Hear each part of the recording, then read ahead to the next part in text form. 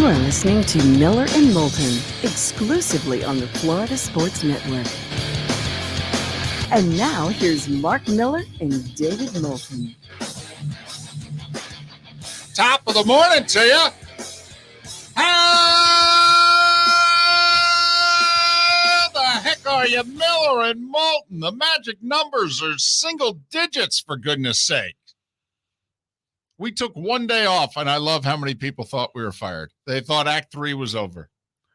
Do you really think they would run a best of across the network if we didn't have a job? That should have been the clue, but thankfully we have a very loyal audience, and they've been with us through Acts 1 and 2, and now here we are nearly a year into Act 3, and we don't take a lot of time off. And we usually announce it beforehand, and we did announce it that we were going to take yesterday off, but apparently it caught quite a few people by surprise. Mark, you've got the text line in front of you. Apparently a whole bunch of people who were like, well, it was fun while it lasted. Right. I mean, day off today. Hope you aren't fun. It's just simply a day off. We told everybody we were taking a day off. It's the first one that we've had in quite a while, and it's the last one we'll have. Really, we will not have another day off that people don't get off. Right. That's not a holiday. Until after the Super Bowl. Yeah. We'll take the Friday off we'll take Thanksgiving, the Friday off after Thanksgiving. Well, maybe. Right. We've talked about doing a show that day. I think we may be doing a show actually on Black Friday.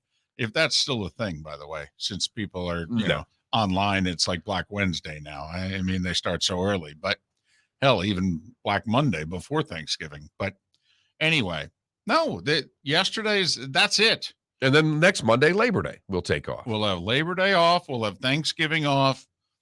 Christmas is on a Sunday. So, you know, we'll have to make a decision.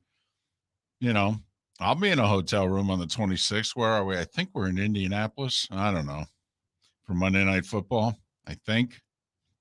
So, I mean, it's up to you. You want to do a show? You know, it doesn't matter to me. Right. It's gotten to the point where it's like, turn the mics on. We'll talk. Especially doing mornings. Like in the afternoon, you know, it's like a commitment. It's like, you know what? Then I guess I'm going to work today. But when you're done by 10 a.m., I mean, it's almost like, did you do anything today? Well, no, I did a show. But no, I got the day off. It's really weird. All right. Felipe, however, you know, he's the only one in the whole deal. And it's a long story, and it involves equipment, and things got to work, and the pressing of buttons and the whole deal. But in theory, Felipe is also supposed to have off when we take our rare days off. But for whatever reason, it's set up now, and Felipe's got to come into the studio and press buttons. Are you going to man up and drop the hammer and tell whoever needs to be told, listen, this is it. I ain't coming in anymore, and I don't care. I need some reinforcements. Maybe do some recruiting for the Florida. What? Yeah. It's been a year, and he's starting to figure out things we told him, you know, last October. Well, you know, he doesn't listen to us. He doesn't listen to the show. It's slowly seeping in, but I do think yesterday hit home. He's sitting in here by his lonesome, knowing full well Miller and Moulton aren't even up. I brought him breakfast. That would have been great. And you do live 3 blocks from here. Yeah. I mean, I woke up at 6. I woke up before that because my body can't sleep anymore. But I went back to bed, and I woke up, and it was 6 a.m., and I'm like, I should just drop in and say hi to Felipe this morning. that's when you know you do a morning show, by the way. When you wake up, you roll over, and the second time you wake up, it's still 6. Right. That's when you know you're used to getting up. There's no doubt. There is no doubt. But, hey, we had football over the weekend. We had some entertaining football over the weekend. Yeah. Yes. Yes, we did. Something happened over the weekend that I don't believe has ever happened. There are a lot of coaches who chase momentum. And we're not going to get into one of our favorite topics over the years and how Gary Danielson changed both of our minds to there really is no such thing as momentum. And we were diehard believers in it. But if you Trust me, we could give you chapter and verse. It's pixie dust. It doesn't exist. It's all a figment of your imagination. It's broad talk. Yes. And the one that the modern broadcast is a lot of broadcasters are getting. It's the one thing analytics have done. It takes you away from momentum. They actually have relevant things Right. to talk. How many plays has this team run? You know what they may have? They may have some momentum because they've had 55 plays already. The other team's had 25. But there's no doubt about it that coaches chase momentum. Urban Meyer is a legendary college coach. He maybe believes in momentum more than any other coach and has talked about chasing momentum and calling trick plays and calling fake punts and field goals and onside kicks and what have you, chasing momentum. That's usually when you're trailing. Correct. Or you had a big lead and now it's fading and it's down to one score. And it's like, uh-oh, if I punt here, I think they're going to take it and go down and take the lead. So maybe I run a fake punt, that type of momentum. But I've never seen a coach have momentum, chase momentum. Scott Frost. Hello, Scott Frost. We're talking to you. Scott Frost is a gifted coach. Let me tell you, that was a first-timer for me. Having momentum and chasing more. Huh. Huh. All righty then. So you can do that stuff when you're Alabama and Ohio State and you clearly have the better players. I mean, clearly. Like the only way you're going to lose this game is if the bus gets lost. But come on now. Just scored 2 touchdowns. You're up 2 scores. You're up 2 scores against a team who needs a little time to score. Yeah. Yeah. They don't have the offense No. that's going to, for the most part, get you with big plays. And they did get some, Yeah. but they... And you just stopped them. So, what's wrong with kicking off with a 2-score lead? Right? Right. Just make sure the kick's in bounds. That's really all you have to do here. And I'll be honest with you. Kicking it out of bounds would be a hell of a lot better than what you're about to try. Sure is. So, so it's always good. First game of the year was first upset. All right. First game of the year led to first coach being fired. Okay. It's going to be that type of year, huh? Fantastic. Oh, Nebraska. Oh, man. And I felt so bad. I mean, did you see how many fans made the trip? It would have gone down outside of a championship game. It would have gone down as one of the epic regular season games in Nebraska football history for how many fans went over there. And then while they're there, the internet stops working. And so they make an executive decision in the stadium to reward you for being here. Sorry for the internet crashing. Beer is free. Beer is free. Free. In Ireland. Correct. You've spent all this money on the trip. You're at the game. Your team is winning. And the beer is free. But they can't get you. They're giving it to you. Holy. Right. And then you're standing in line. You just scored. You went up 2 scores. So you go. You know what? I'm going to run and get a free beer. I'm going to run and get some beer, celebratory beer. We're going to win this damn thing. And you're standing in line. And all of a sudden you're like, wait, what? He did what? How did they get the ball? He did what?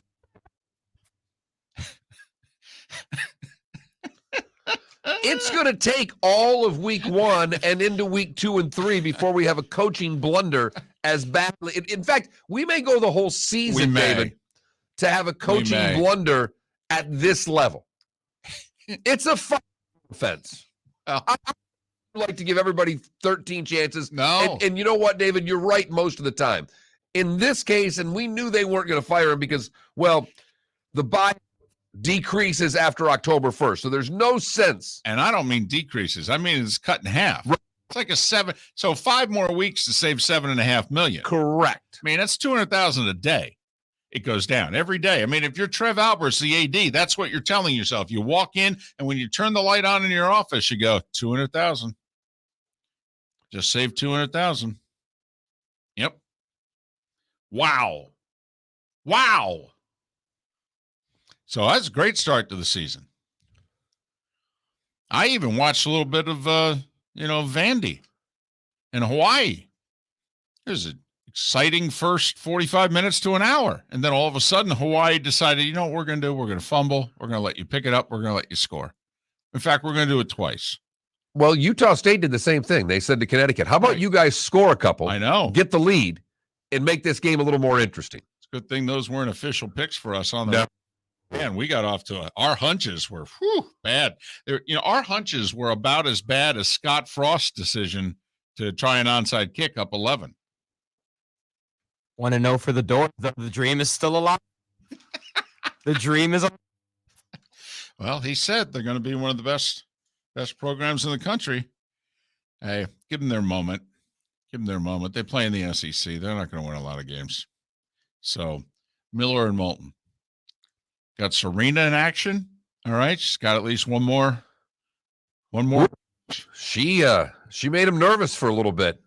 Jumped out to a 2-0 lead and then lost 3 games and looked terrible in doing so and had to battle through the first set, but got it done and then started finding her game middle of the first set. And the crowd was well behind her last night, David, and that will be the case every time she, steps onto Arthur Ashe Court.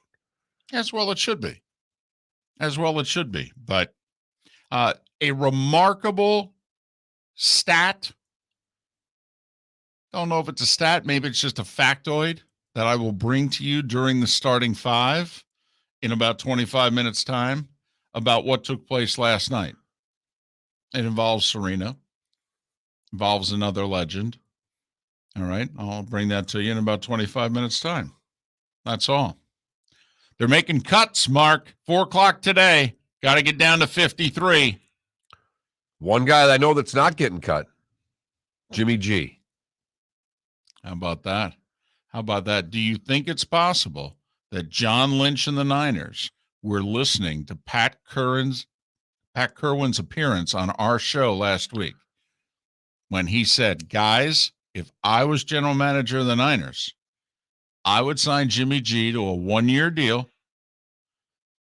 no cut, no trade, and no tag. So when this year's over, we can't franchise tag you. You if you want out and you want to go be quarterback somewhere else, you can do it. That's what I would do. And he said I'd pay him $15 million. And they paid him $6.5 million with $10 million in incentives. I think John Lynch, Mark, listens to Miller and Moulton. Miller and Moulton here for the Clutch Vodka Play of the Day.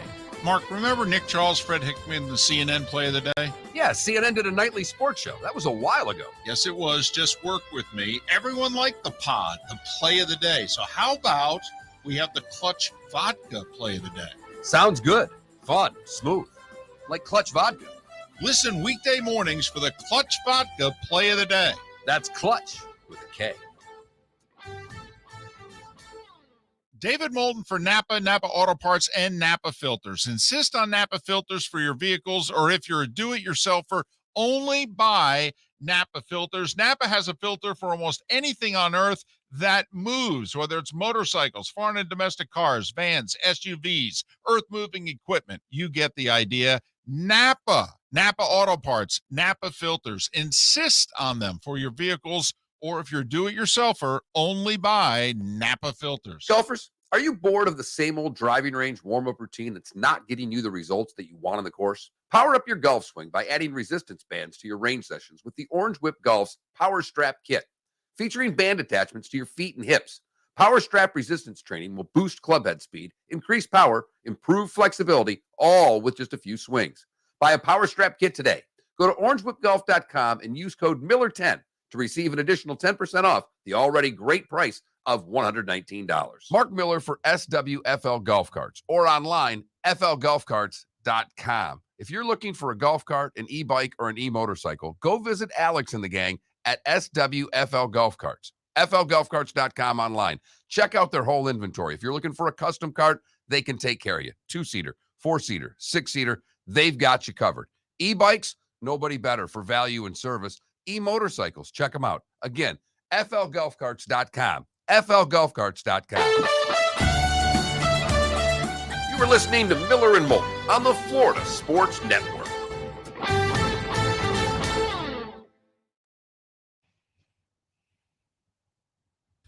Hey, chat.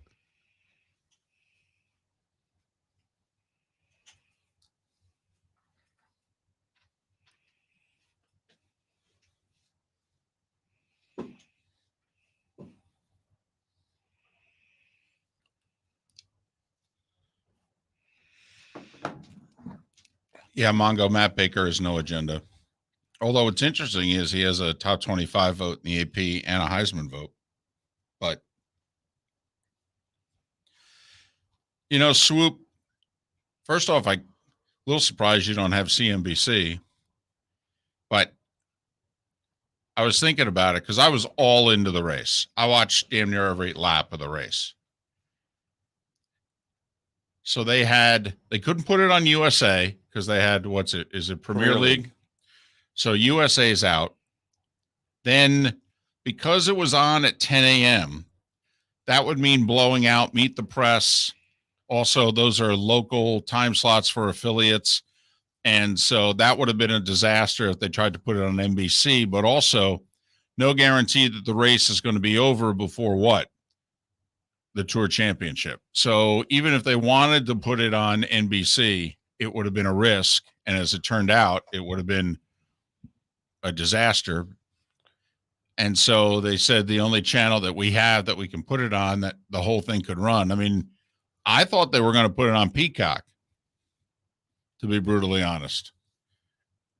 So I'm at least glad they put it on a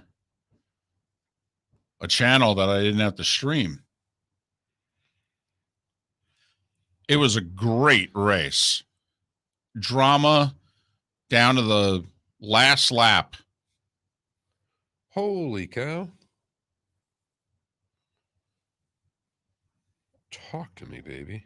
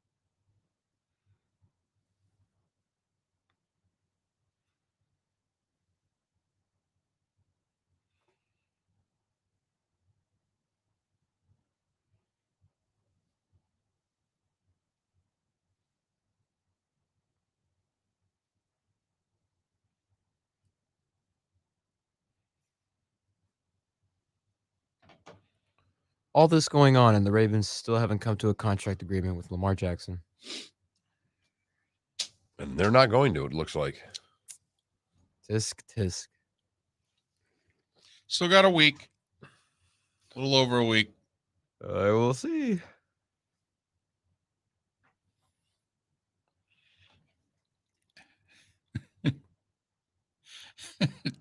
JB, here's the deal. It's like first week of October. If anything's going to happen to Act 3, I think our contract renews like first week of October. September 30th, it's a Friday. If we're not on the air Monday, October 3rd, I'd be concerned. Oh, please don't say that.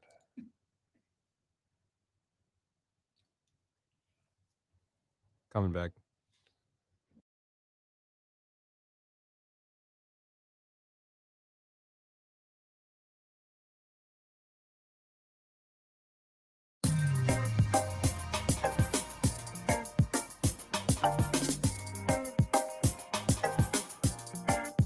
Welcome back to Miller and Moulton, only on the Florida Sports Network. 21 minutes past the hour, top of the morning to you. Miller and Moulton, the Florida Sports Network, floridasportsnetwork.com. Thanks so much for being with us.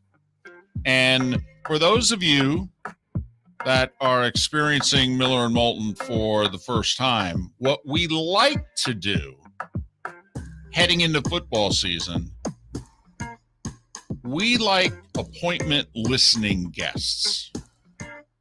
And so we have put together what we think is maybe our best ever lineup for football season. Not every Monday, but, a few Mondays we'll have Gary Danielson on.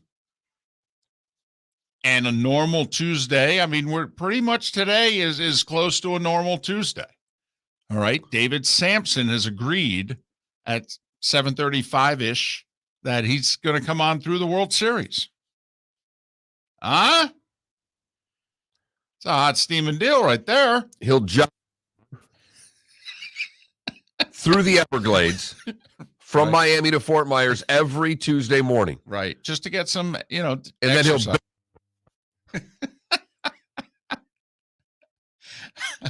We had people all week last week coming up to both of us, all right, going, man, I heard that Samson interview. He's a maniac. Just, he thought he'd climb a mountain and then run a marathon? Yeah. Mm-hmm. Yep. Uh-huh. Traveled halfway around the world to do it. Yep. And paid to do it. And he, I'm going to ask him that today. If you don't mind me asking, David, how much did you pay to climb a mountain and run down it? and take the long way down too. Right. The long way. Because that mountain is like 2-3 miles down and you decided to do 26 and change. So, but David Samson will join us at around 7:35 every Tuesday. And then Pat Kirwan, of course, is a staple at 8:00 on Tuesdays and Fridays during the season. And then today we're going to talk to Mark Lai because of everything that's going on, LIV, PGA, and what have you. But we will talk to a series of Gator beat writers at around 8:35 every Tuesday. Wednesdays, Bud Elliott's joining us at around 7:35 for the season. Seth Everett at 8:35 throughout the season. Thursdays, Roy Cummings is going to join us every Thursday at 8:00. Better pull the email out because then we have Dr. Roto on Thursdays as well. That's at 8:35 at Fantasy every Thursday as well. and then Pro Football Network, Matt Canada most Thursdays, but Matt and his staff from Pro Football Network will join us at 7:35 every Thursday. And on Friday, Lee Sterling makes his picks. We make our picks. Pat Kirwan and Chris Landry from Landry Football, someone who's done work for both Bill Belichick and Nick Saban. You want to talk about nuts and bolts and nitty gritty. How about that 8:00 hour? Pat Kirwan, Chris Landry, pro and college football. my head's going to explode by about November from that segment. So that's our lineup. And we're pretty much beginning, some of it this week and all of it next week. So there you go. Hot steaming deal. That's a pretty good fall lineup. We're fired up, to say the very least. We actually did something that we don't ever do. We had a day yesterday, and David and I talked 2 different times yesterday. We talked more yesterday than we do all week. And then some. It got to the point I sent Mark a text around dinner time yesterday, and he basically said, I'm done talking to you. I'll see you tomorrow. But all that being said, we're fired up for our football lineup. Hope that you are as well. As it's here. Damn right it is. 2 and 9, by the way, are the magic numbers. If football season didn't start for you last weekend, if week 0 didn't have enough meat on the bone, all right, we're 2 days away from Pitt and West Virginia kicking off the 5-day college football extravaganza. That is week 1. And we're 9 days away from Bills and Rams, okay? 12 days away from most everyone else playing on the first Sunday. I mean, 2-9-12, basically 13 if your team waits till Monday. You get the idea. We're doing this, baby. We had Matt Baker on last week, and he said he was going to Tallahassee for the Knowles game. And he said, I'm interested for a lot of reasons. If the Knowles have figured this out, this is over at halftime. If it's a game, then we've got concerns. Well, it was over by halftime. So, yes. Do what you're supposed to do. Yeah. You're supposed to crush a team, crush a team. That's all. So, good. First time in 5 years? 2016, 6 years. First time since 2016 that the Knowles won their opener. Now, in that time, last year they scheduled Notre Dame. It all started with them losing to Alabama, who was number one in the country, and would go on to win the national championship in 2017, Jimbo's last year. But anyway, listen, when you haven't been 1-0 in a while, schedule a W. And considering how challenging the rest of their schedule is, you know what? All right, we'll give them Duquesne. And I'll tell you what, a couple of things that I noticed, the numbers, odds-wise, in two of the marquee games. Georgia's a 17-point favorite. Ohio State a 17.5-point favorite. Oregon taking on Georgia. That's a fascinating matchup also, because isn't it the former Georgia defensive coordinator? Yes. Who's now the head coach at Oregon? Correct. And I do think Notre Dame's overrated. I think that there's a better chance that Notre Dame wins 8 games than 10. I think it's a challenging schedule. First-year head coach, new quarterback. I think Notre Dame's a little overhyped. We're going to take a look at that preseason top 5 in a lot of people's poll, I think, at the end and go, ooh, man, what were you thinking there? They're going to start 0-1. Let's be real. Yes. And they got some other challenging games on the schedule. They have a very tough schedule. Right. So, whereas when we saw where Michigan was ranked, our first thought was, With losing the coordinators, but they do losing the key players on defense. They've got the they've got the quarterbacks back if they're ever going to figure out what the hell's going on there. That's fascinating. This is like Staubach Craig Morton from 50 years ago when Tom Landry spent a year and a half making up his mind. But you look at Michigan's schedule, there's no non-conference games that you should worry about at all. They're going to be double-digit in more favorites in every game they play. And there's a good chance that they've maybe playing Ohio State at like 10-1. Really, Penn State, Michigan State. And they host Sparty, so I think they're at Penn State. So, we looked at Michigan's schedule and said, there's a chance they go into Columbus, so they'll be underdogs. Probably even 10-point underdogs, but they'll go into Columbus probably with a chance to win the East. So that's one of those preseason rankings in which at first you look at, but then when you take the schedule into account. It's at Iowa. That's Michigan's tough game. They host both Penn State and Sparty. But at Iowa, Michigan's really most difficult game on their schedule until they go to Columbus the last game of the season. Gators getting 3, baby. A home dog. Gators haven't lost a home opener since the 80s. Since before Spurrier.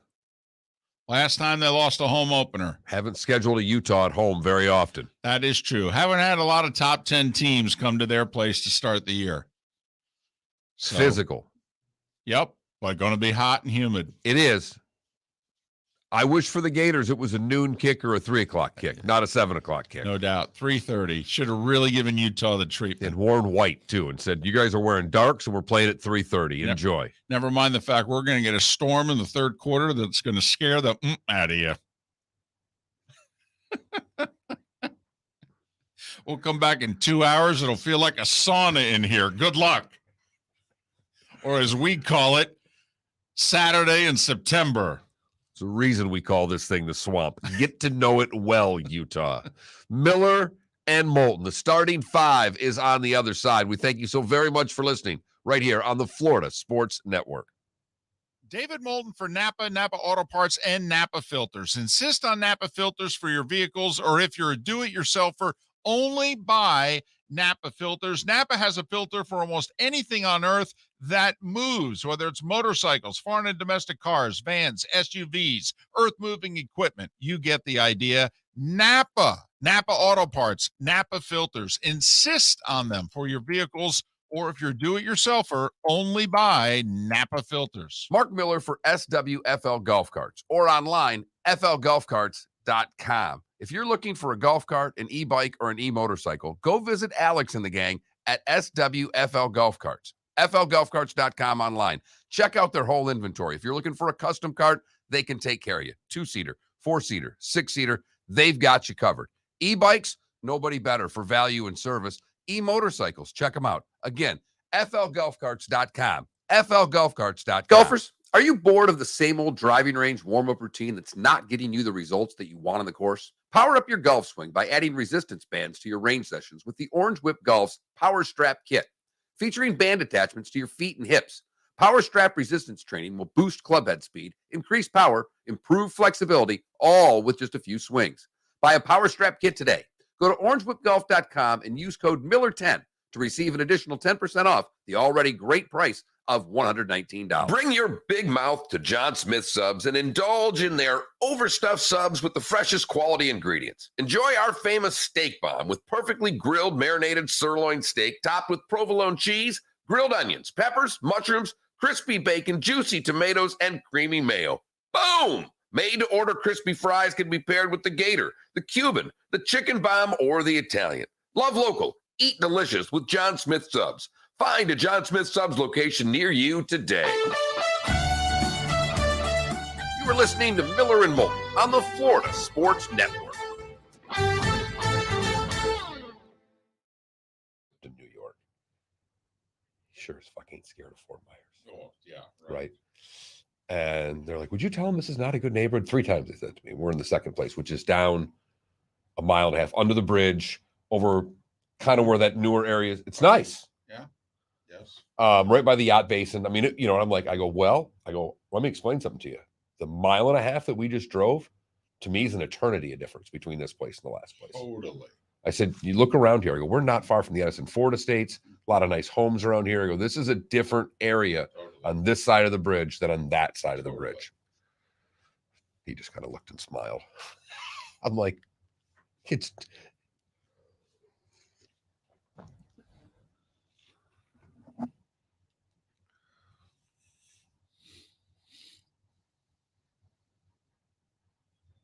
Did he come back and win this? No, he lost in 4. Okay. He won the third set. Yeah, I saw he won the third set, and that was about it for me.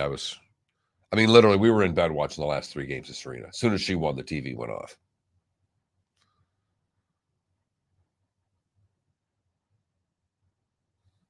He's only the 4th seed, and he lost the first 11 games of the match. 9 match points, I think he saved. 8 or 9. Wow. I think he saved 8 and lost on the 9th.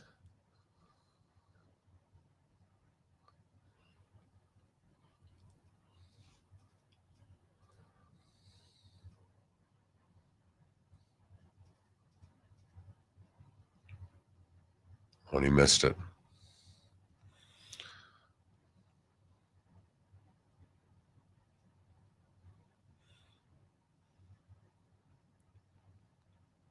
Where was the gal that you didn't watch any stream? MNE? Do you even? I don't know.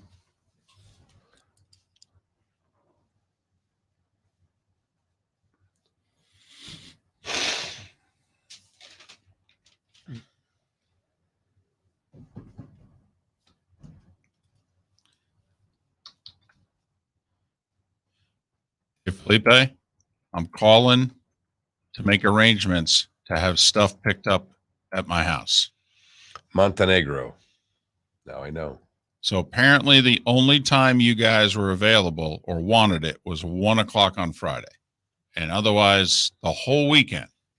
Yeah. Okay. So I'm assuming the answer is no. The thing is I'm that giving it's Felipe, it's looking like a no. Okay. I'm giving it away then. It's because I don't even want it at this point. It's for my friend, and my friend's friend has a truck, and I'm telling him, like, yo, call him. And he still hasn't called him. And I'm like, look, bro, it's going to be gone. It's gone. And I just now made it's the gone. decision for you. Okay. It's gone. It's gone. I really wanted him to take it too. He just didn't want it. It's free. Yeah, I know. Free 99. Wanted to come at 5. I said if you come at 7. Mm-hmm. Apparently, it was too much of an inconvenience. All right. Not for me. No, if I had a truck, I'd be there after the show. The day you told me about it. You can borrow mine. I'll take the Bronco for a week. Oh, Man, I'd be hot at soccer practice with that thing. you know, I go to Three Oaks Park now to play. If I ever see you, oh my God, I'm scared. I'm scared. How's the ball there?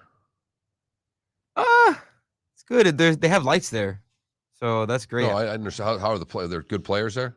Yeah, I played against this kid who was from Nicaragua, and he like came from Nicaragua to play high school basketball, and he's like 6'1", and he was so good. I was like, what the hell? Keep playing. I told him to keep playing. He's good. He'd be like 6'7" one day. Do you venture on campus at all and play the outdoors there, the pickup, or no? I Are you- haven't are in you a bit, too- but I love that court. Those courts are great. There's some really good players there. Yes. Yes, there are. Yep, I've thrown lobs on that court. Put it that way.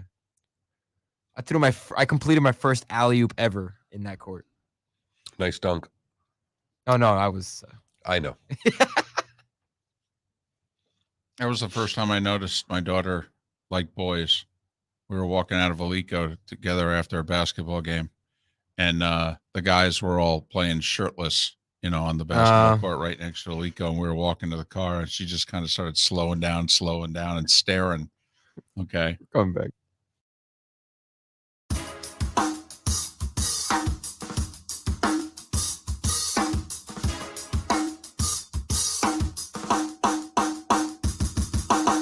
Welcome back to Miller and Moulton, only on the Florida Sports Network.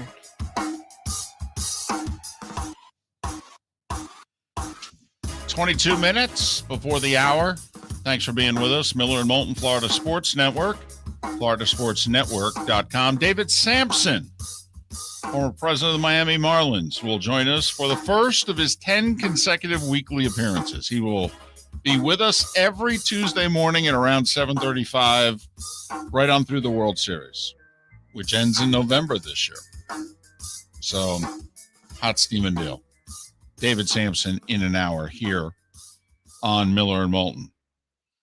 I promised you guys a factoid during the starting five. So let's get to the starting five. The starting five. 5 stories you need to know. It's the starting 5 on Miller and Moulton. Here's number 1. We'll start with the NFL. Teams have until 4 o'clock to get down to the final 53. Then they've got about 24 hours to put together their practice squad. Dolphins cut Sony Michel yesterday. We talked about they had 4 running backs. Well, for the moment, it's down to 3. They're trying to trade Preston Williams as opposed to cut him and get nothing for him. Jags traded wide receiver Laviska Shenault to the Panthers yesterday. Thought was that the Panthers were going to acquire Denzel Mims because he played for Matt Rule at Baylor, but instead they went and got Shenault from the Jags. He was a high draft pick just a couple years ago, but remember, these guys didn't have anything to do with that. I blame that on somebody else. 49ers and Jimmy Garoppolo decide, you know what? How about if we just extend this marriage one more year for the kids? For the kids. And by kids, we mean Trey Lance. I was going to say for the kid. They only have one. So here's the deal. 1 year, $6.5 million base. You can earn up to $10 extra million in incentives. No trade clause. So there's no at the trade deadline, somebody needs a QB. Can't look at the Niners and Jimmy G. He ain't going anywhere. But not only no trade, no tag. Let's just say Trey Lance can't get it done. Jimmy G leads the Niners to greatness.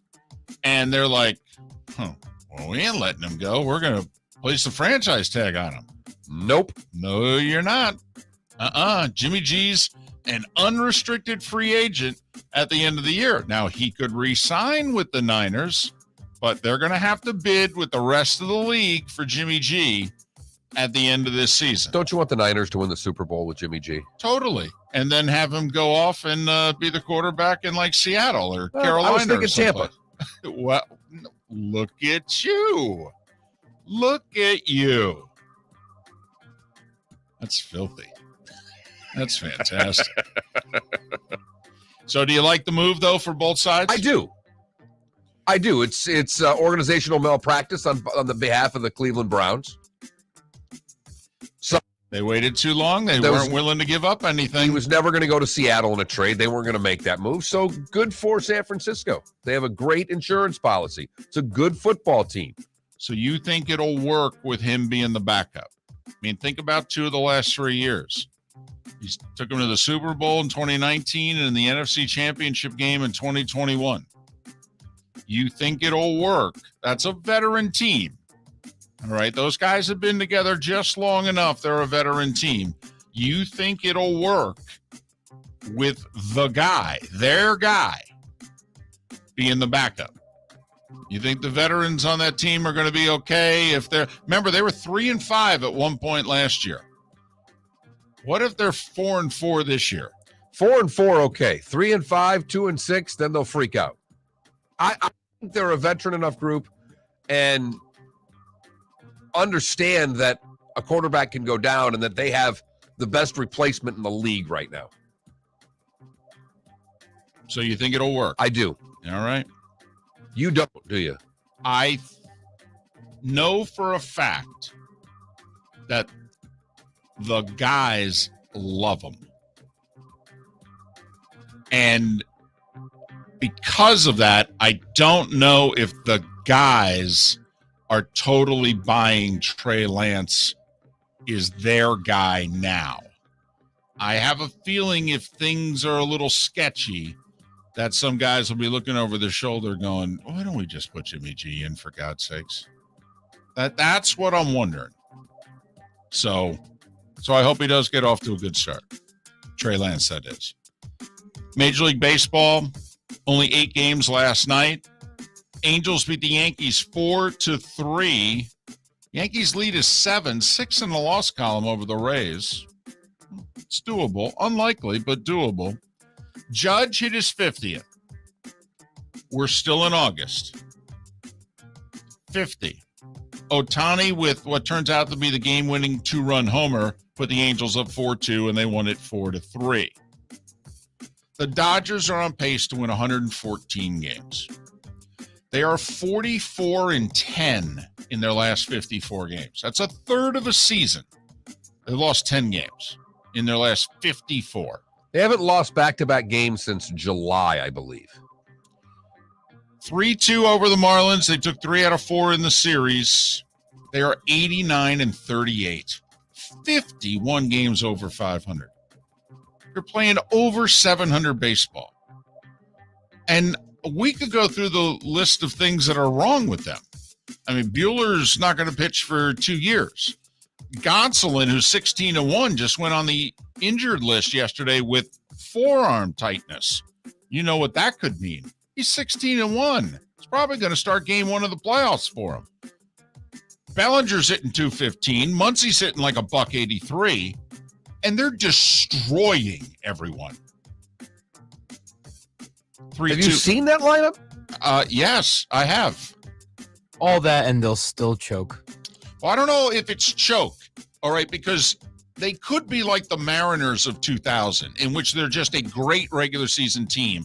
But when because think about it, and it's not because they're my team, but imagine if the Dodgers end up playing the Mets in a best of 7. I mean, in the first 6 games, you're going to see Scherzer and DeGrom 4 times. I mean, you could lose that series, and that's not a choke. You got beat by better right. pitchers. I mean, they didn't choke against the Braves last year. The Braves were damn good. Over the course of a month, nobody would beat the Dodgers. But in basically a week and a half, you can lose. But, man, they're destroying people. Cardinals beat the Reds 13-4. Albert Pujols hit his 694th home run. He's 2 behind A-Rod for 4th on the all-time list. He also homered against his 450th pitcher. No one in the history of baseball has homered off more pitchers than Albert Pujols. The stat, by the way, of the day involves Albert Pujols. Brewers beat the Pirates 7-5. They're 6 back of the Cardinals, a game and a half behind the Padres for the final playoff spot in the National League. Padres beat the Giants 6-5. Arizona overcame a big deficit, rallied to beat the Phillies 13-7. Phils are a game and a half ahead of the Padres for the 5th seed. Twins beat the Red Sox 4-2. They're a game and a half back of the Guardians in the Central. And Toronto rallied from a 4-0 deficit, beat the Cubs 5-4 in 11. They're 2 full games ahead of the Orioles for the final playoff spot in the American League.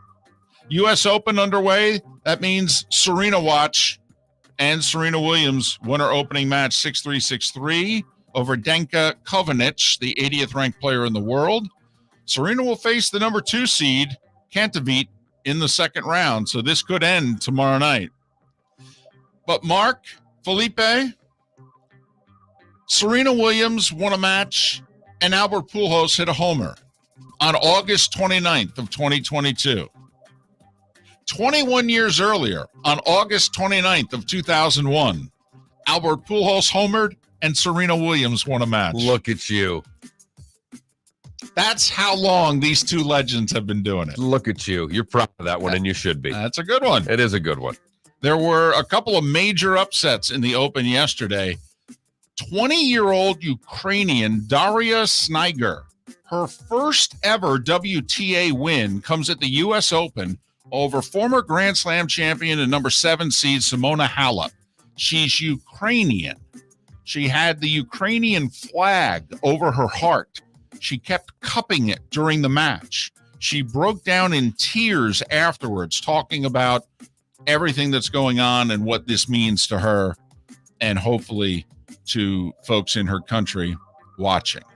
Coco Gauff, also a winner yesterday. On the men's side, 2 big upsets. 2 top teners go down. Number 4, Tsitsipas lost in 4. So did Taylor Fritz. Taylor Fritz lost to Brandon Holt, the son of Tracy Austin. Oh, wow. Yeah. 4-set winner over 10-seeded American Taylor Fritz. In golf, expected to be made official today. 6 more golfers leaving the PGA Tour for the LIV Series. Cam Smith, Joaquin Niemann, Mark Leishman, Cameron Tringale, Harold Varner III. Remember that? MJ flew in Right. like 6 weeks ago and said, dude, don't do it. And he said, you're right, Mike, I won't. 6 weeks later, sorry, Mike. Probably And- lose that Jumpman logo. Probably. And Anirban Lahiri also leaving. The Golf Channel reporting Mito Pereira is going to leave as well, just not this week. He's currently on the International President's Cup team. So now, Smith and Neiman are on it as well, and they're apparently going to play in Boston this week. And one final sports note, and I don't get the correlation, but all the NBA writers were reporting last night that the Knicks and R.J. Barrett are about to sign a 4-year, $110 to $120 million extension. Okay, I mean, that's the price of doing business nowadays. It's not a max rookie extension. Like Zion got the max, and obviously, what's-his-face in Memphis got the max. R.J. Barrett was the number 3 pick in that draft. He's getting 85% of what he could get. But everybody who covers the league is saying, well, this puts a dent in the Knicks, Jazz, Donovan Mitchell trade talks. I don't understand. R.J. Barrett is never going to be included in a trade for Donovan Mitchell. I don't understand what the correlation is. I mean, I really don't. Also, it's an extension. It's not like Right, the money kicks in today. Exactly.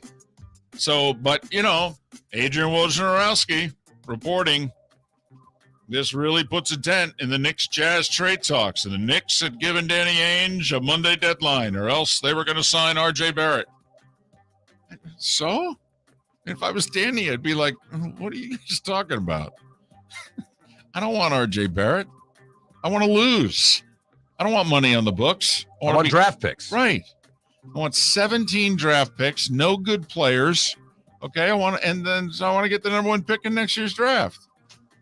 So anyway, that was the starting 5 every weekday morning at this time on Miller and Moulton. well, she's 40 and he's 42. So they did last night what they did 21 years earlier. I don't know. I like that stat. That's a great stat. I always just look at them two and think of their careers being my entire existence. Right. Exactly. It's weird. I mean, Serena won the U.S. Open in 99. Were you born? 2000. Right. Yep. Yeah. Mm-hmm. That make you feel old? Oh, yeah. But that's okay. I mean, there are certain people, still perform. I mean, Tom Brady's still getting it done. Just ranked the number 1 player in the league. Right. He's 45. 45. I mean, if he got that at 35, you'd be like, damn. I did love his presser, which we didn't really comment about, after his last preseason game, in which he actually talked to the media, and they were like, hey, what was up with that, 11-day, whatever it was. I got a lot of blank going on. I'm 45 years old, man. I got a lot of blank going on. At 45. It's good to know that everything's part of the process. For him, life is part of the process. But you know what? There are a lot of us middle-aged or slightly beyond, in which we're like, well, it's good to see he's got a lot of going on too. I mean, he's got more solutions than we do, but you know what? You're damn right. Not like you 23-year-old cornerbacks. You ain't got no blank going on. I got blank going on. Got kids. I got a wife. Right. I got a mother of another kid. I got to deal with my family, my parents. They live on the other coast. Besides, me and Sean Payton were about ready to start running the Dolphins. That fell through. I have no idea if I'm going to broadcast for Fox or not. I may just be a greeter at their damn parties. I got a lot of blank going on. We got to come up with a poll question. We'll do so on the other side. Miller and Moulton, thanks so much for listening right here on the Florida Sports Network. Miller and Moulton here for the Clutch Vodka Play of the Day. Mark, remember Nick Charles, Fred Hickman, the CNN Play of the Day? Yeah, CNN did a nightly sports show. That was a while ago. Yes, it was. Just work with me. Everyone liked the pod, the Play of the Day. So how about we have the Clutch Vodka Play of the Day? Sounds good. Fun. Smooth.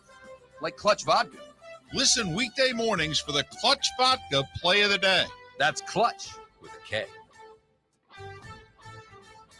Golfers, are you bored of the same old driving range warm-up routine that's not getting you the results that you want on the course? Power up your golf swing by adding resistance bands to your range sessions with the Orange Whip Golf's Power Strap Kit. Featuring band attachments to your feet and hips, Power Strap resistance training will boost club head speed, increase power, improve flexibility, all with just a few swings. Buy a Power Strap Kit today. Go to orangewhipgolf.com and use code Miller10 to receive an additional 10% off the already great price of $119. David Moulton for Napa, Napa Auto Parts, and Napa Filters. Insist on Napa filters for your vehicles, or if you're a do-it-yourselfer, only buy Napa filters. Napa has a filter for almost anything on earth that moves, whether it's motorcycles, foreign and domestic cars, vans, SUVs, earth-moving equipment. You get the idea. Napa Auto Parts, Napa filters. Insist on them for your vehicles, or if you're do-it-yourselfer, only buy Napa filters. Mark Miller for SWFL Golf Carts, or online, flgolfcarts.com. If you're looking for a golf cart, an e-bike, or an e-motorcycle, go visit Alex and the gang at SWFL Golf Carts. flgolfcarts.com online. Check out their whole inventory. If you're looking for a custom cart, they can take care of you. 2-seater, 4-seater, 6-seater, they've got you covered. E-bikes, nobody better for value and service. E-motorcycles, check them out. Again, flgolfcarts.com. flgolfcarts.com. Bring your big mouth to John Smith Subs and indulge in their overstuffed subs with the freshest quality ingredients. Enjoy our famous steak bomb with perfectly grilled marinated sirloin steak topped with provolone cheese, grilled onions, peppers, mushrooms, crispy bacon, juicy tomatoes, and creamy mayo. Boom! Made-to-order crispy fries can be paired with the Gator, the Cuban, the Chicken Bomb, or the Italian. Love local. Eat delicious with John Smith Subs. Find a John Smith Subs location near you today. Golfers, are you bored of the same old driving range warm-up routine that's not getting you the results that you want on the course? Power up your golf swing by adding resistance bands to your range sessions with the Orange Whip Golf's Power Strap Kit. Featuring band attachments to your feet and hips, Power Strap resistance training will boost clubhead speed, increase power, improve flexibility, all with just a few swings. Buy a Power Strap Kit today. Go to orangewhipgolf.com and use code Miller10 to receive an additional 10% off the already great price of $119. You were listening to Miller and Moulton on the Florida Sports Network.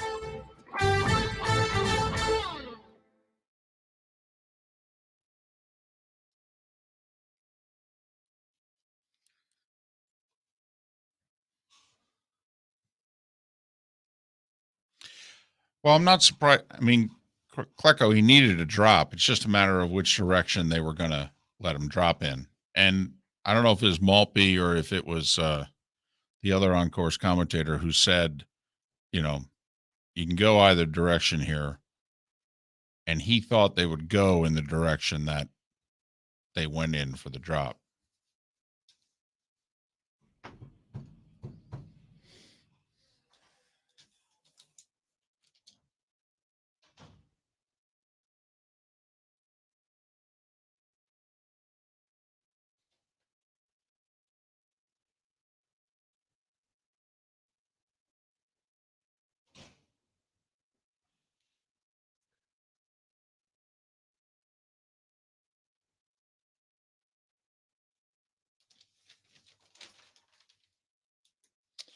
Poll question.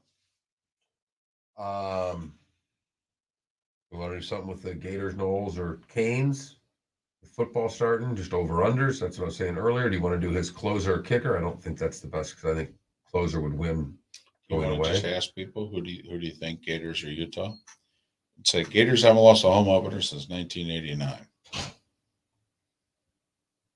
Yeah. I mean,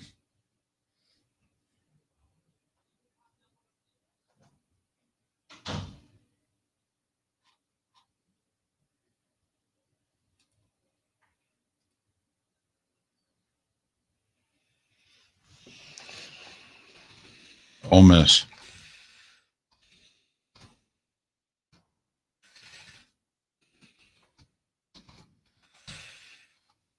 Since 1989, did you say? A home opener. Right. I've not lost a home opener since 1989 versus Ole Miss, right? Correct.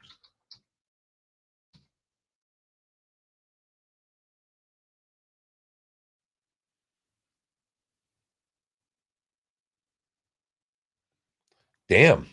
JP's got Penn State and Purdue. I know. I texted him. I said, you got the Joe Buck game.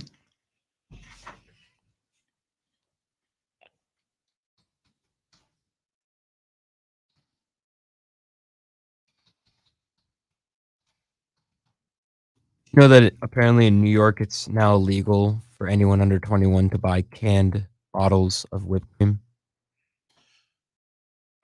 Is it because of what they're doing with the canisters or whatever? Yeah, probably. Inhaling them. Mm-hmm.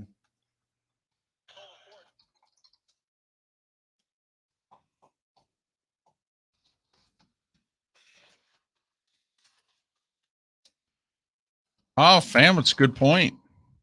Utah at Florida, but BYU's South Florida. So no You may Djokovic. hear both of those. Hmm? You may hear both of those. Oh, really? The only thing that scares about the USF game is the time of day it's being played. All right, the Gators not lost home opener since 1989. Ole Miss. Will the Gators continue the streak Saturday versus Utah? Who do you like, Utah or Florida? All right, poll questions up. Bada bing, bada boom. Coming back.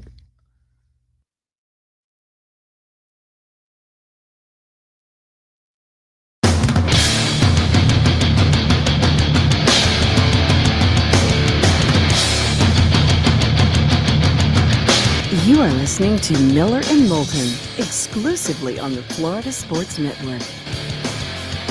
And now, here's Mark Miller and David Moulton. Top of the morning to you. How the heck are you? Hour 2 of Miller and Moulton on this Tuesday, 2 days away from week 1 of the college football season kicking off. That's if last weekend just didn't do it for you. Pitt and West Virginia starting the 5-day extravaganza early Thursday evening. We're 9 days away from Bills and the Rams. We're 12 days away from most NFL teams beginning their season, 13 if your team plays on Monday night, and that would be either Denver or Seattle. Miller and Moulton here on the Florida Sports Network, floridasportsnetwork.com. Such a terrific week of football. I started going through games yesterday, and I mean, it is just one after another. I mean, there are the Purdue-Penn State games, a solid game Thursday night. The Joe Buck game. I understand that, but you got Purdue who has, more offensive plays than anybody else in the Big Ten, and it's not close. Penn State, who's expected to have a little something. You got to win this game if you're Penn State. Absolutely. And it's not an easy game to win because styles make a fight, and the style that Purdue plays is difficult.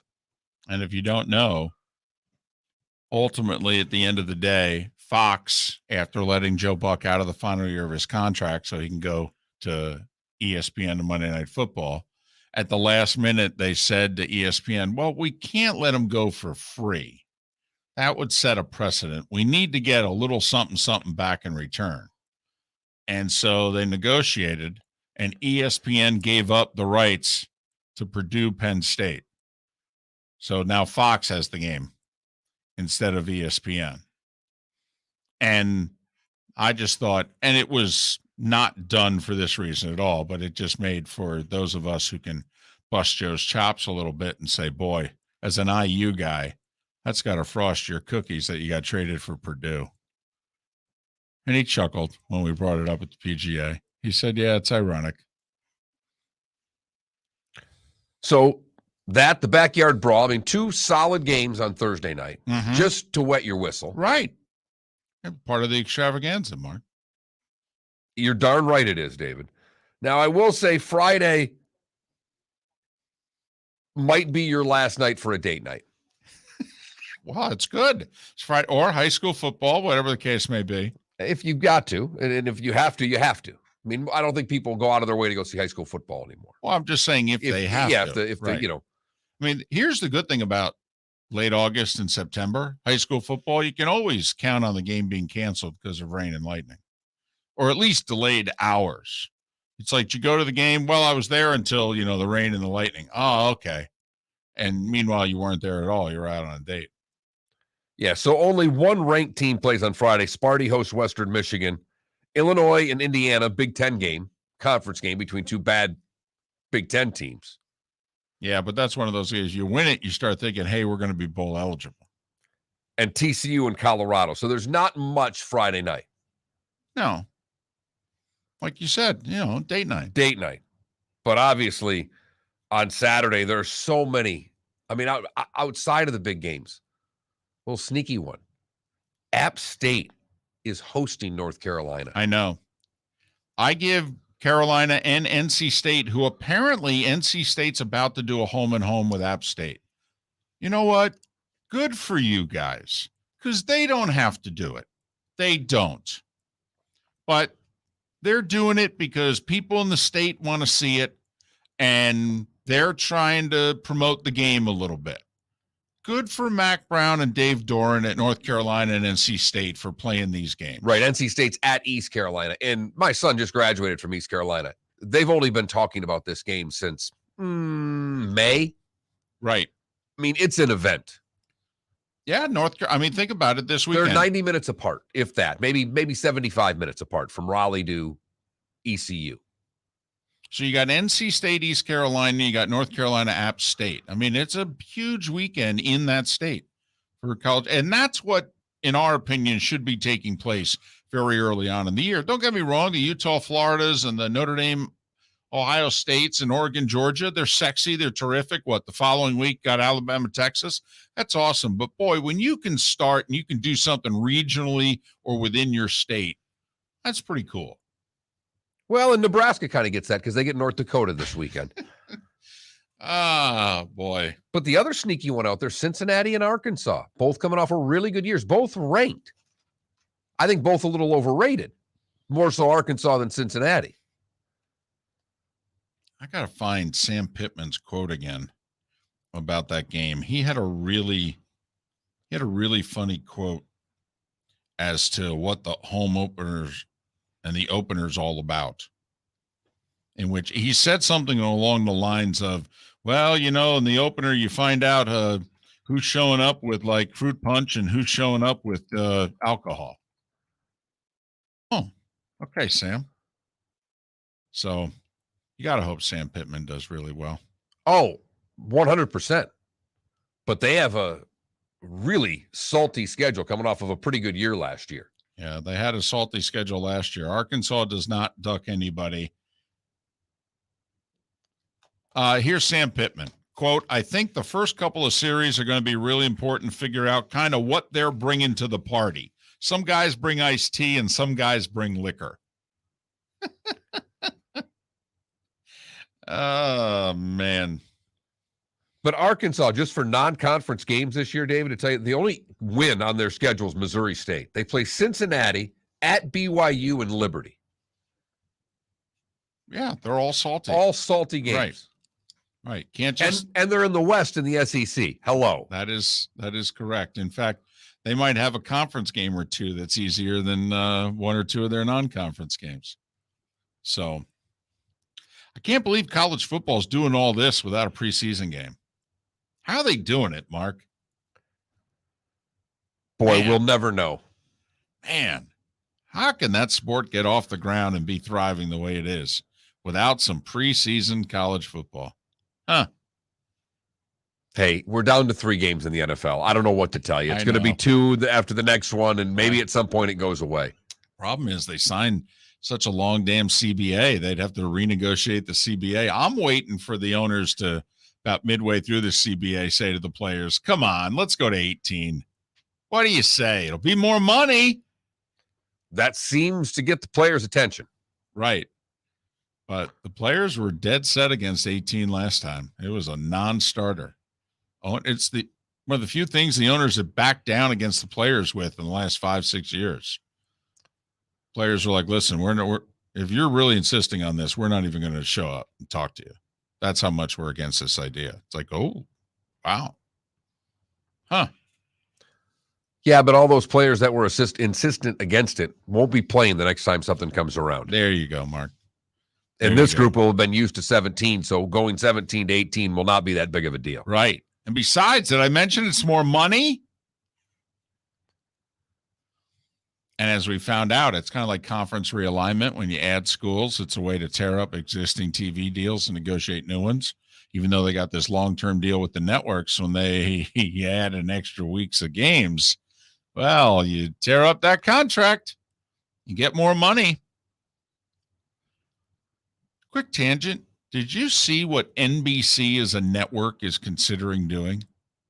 And a lot of people believe it's because of the cost of the NFL. These networks don't make money on the NFL. They don't. They lose money carrying the NFL. There's no way for them to generate over $2 billion in ad revenue on these games. They can't do it. So these networks all lose money on the NFL. But without the NFL, they basically cease being a network. That's the conclusion they've come to.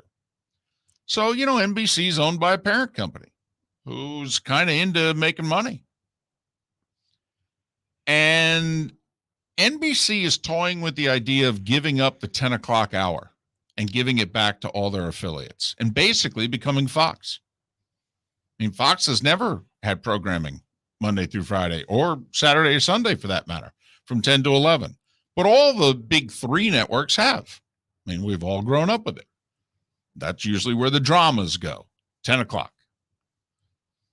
NBC is seriously considering giving that hour back to the local affiliates and saving a couple $100 million on what those dramas cost to produce.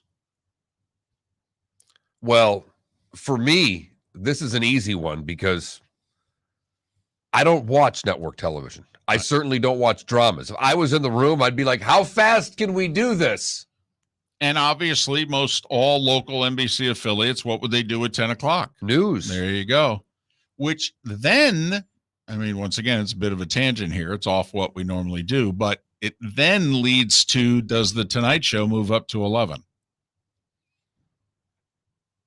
I mean, do they do like Fox?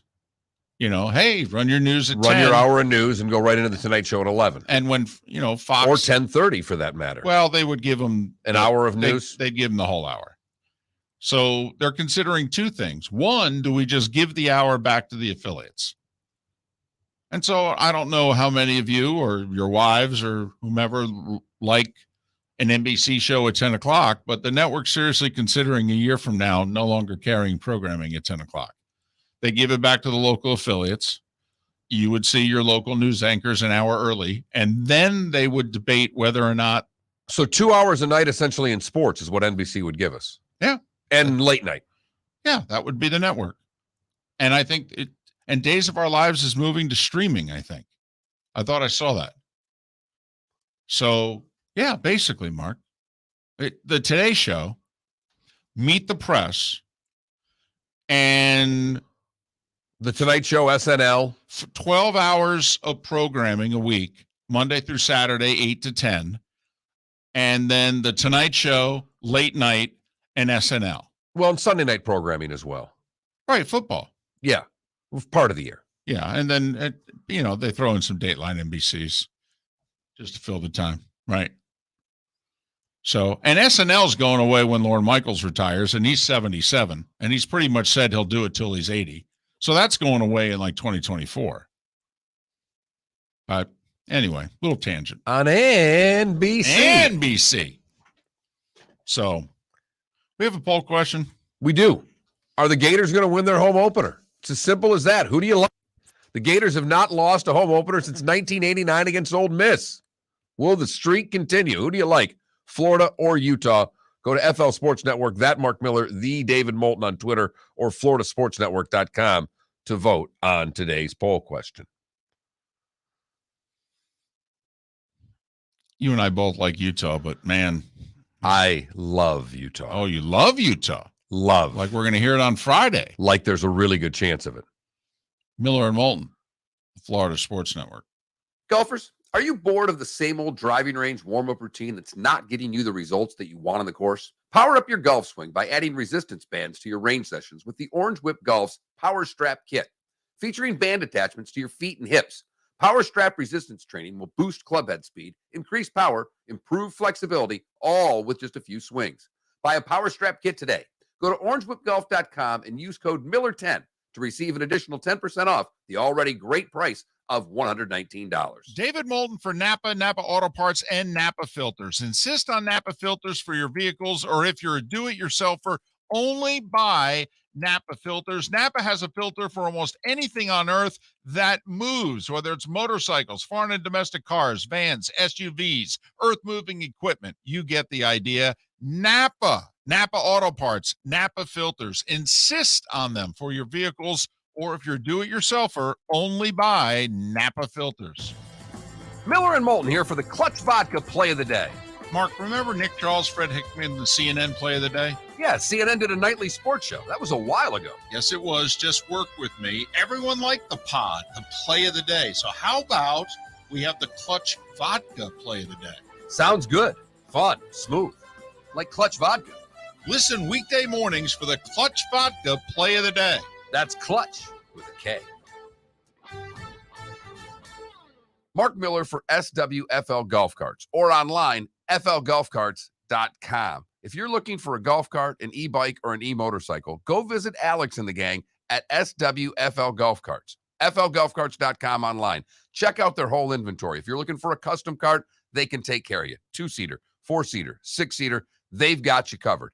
E-bikes, nobody better for value and service. E-motorcycles, check them out. Again, flgolfcarts.com. flgolfcarts.com.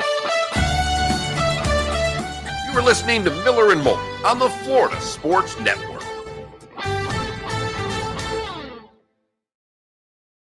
I mean, I don't know what David thinks, but I would say they have zero say in the decision made by Westinghouse Corporation. No, the affiliates have no None. say at all. The affiliates would all be for it, by the way. The affiliates would all make more money. They would all put a local newscast on. They would make more money 10 to 11 selling rehash news than they would running Chicago Fire. Because all the inventory from 10 to 11 would be theirs. Now, only a few minutes of the 10 o'clock inventory is theirs. So you'd have very few affiliates that would be against this decision. They would love it. Oh, God, I should have read this text. Sounds like you already have a poll question, Mark. Do you have a lot of blank going on in your life? More than Brady, less than Brady, way too much? Oh, God, that's good. Of course, now, thank you for loving Utah. Gators now have a legitimate chance.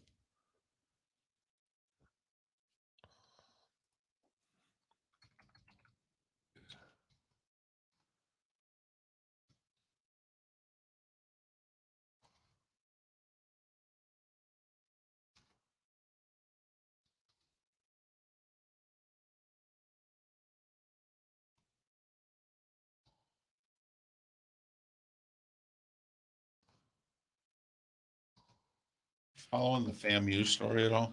No. I mean, I know that they barely fielded a team. Well, they had 20 players ruled ineligible. Apparently, it's because of academics. The FAMU football team sent a letter to the president and vice president of the university, basically saying, you guys have completely failed us. Apparently, they don't have an AD. They have like one academic counselor for the whole team. And they're like, we need help. And you guys aren't doing squat for us.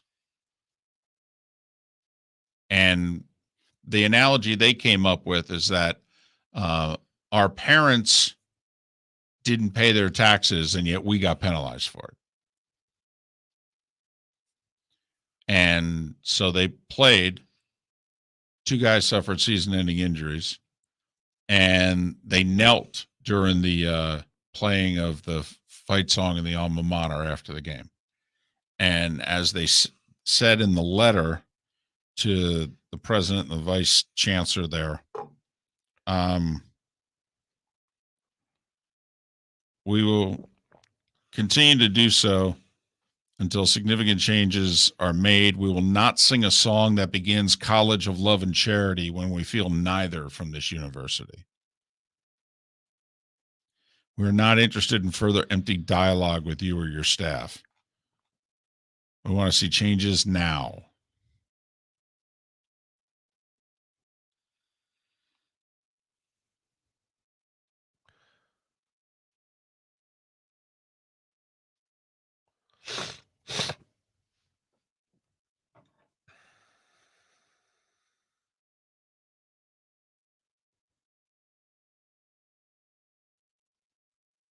Yeah, if a parent fails to file a tax return, the IRS doesn't punish their kids, but this is the college sports equivalent of doing just that.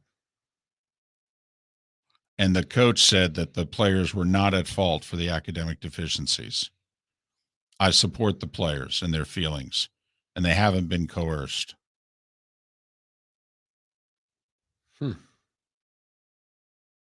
FAMU got $450,000 for losing to North Carolina 56-24.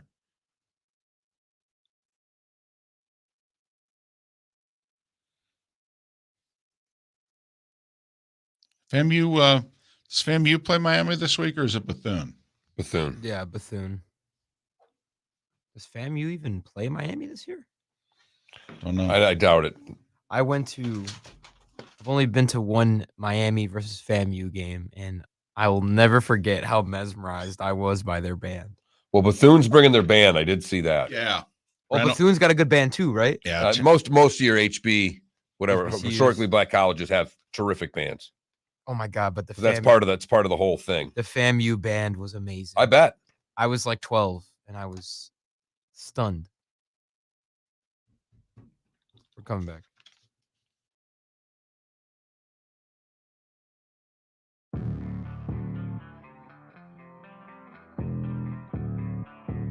Thanks for listening. And now, more of Miller and Moulton on the Florida Sports Network.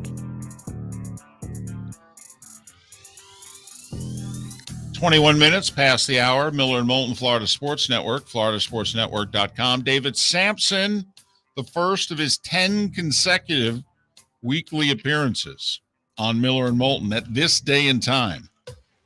Coming up in about 15 minutes time, right on through the World Series. We feel that's a coup. That's a good get. Because he likes us for some reason. Every time I talk to him, I go, you sure about this? You don't have us confused with somebody else? He's like, will you stop it already? I like coming on your show. I have your voice in the background going, Moulton, will you just shut up? Don't screw this up. Stop negotiating already. You're bad. Against us. Right. Against us. No wonder Danielson only comes on once every 3 weeks. You just tell him, You really don't want to. I mean, don't you want to be on a better show? That's not that far from the truth.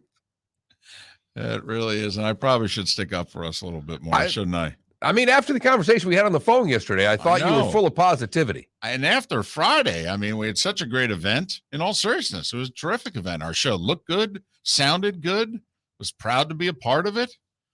All right. Apparently there were people elsewhere, important people, things we're trying to do who were impressed by it. You're right. I should have more pride in this show. I mean, hell, my name's on it. It's probably, goes back to the whole, what I think of myself. I'm sorry. I bring you down because of my self-loathing. Don't worry. I'm not that far behind you. And so you don't deserve that. Well, thank you for that, David. But David Samson, about 15 minutes here on Miller and Moulton. We do that play of the day thing at this time every day. And what you brought a bottle of vodka in? I did. Give me some. I brought the bottle of vodka for our Twitch viewers, ladies and gentlemen. Here it is. I also brought it in because my mom has issues with the logo. I love it, and she doesn't. Okay. Although she wants a bottle. Okay. No, and not until you make a turnaround on the logo. The logo's fantastic. It's Clutch with a K. Right. And they've got Clutch in one of the three, lines that you would make to make a K. And I think she wants it going a little different direction. I know.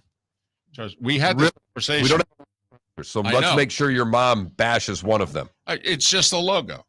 Okay. Kind of an important thing for a company. They work very hard on I know that, but just look at how I'm getting back at my mom. What did I do? I brought the bottle of vodka in to show her on Twitch and go, huh, Mom, whose side am I on? Not yours. It's Clutch with a K. Yeah, if she's going to start critiquing things like that, she's going to have to make a monthly appearance on the show. It's that simple. No, that's not happening. She wouldn't even appear when I was broadcasting from her dining room, for goodness sakes. So it's not going to happen. But it is time for our Clutch Vodka play of the day. We've been doing this a lot. It's kind of a double because it started with Judge hitting his 50th. The 1-1. High drive. Left center. Trout back. Looking up. See ya, number 50. Aaron Judge connects for his 50th home run of the year. And it's 4-3 Angels.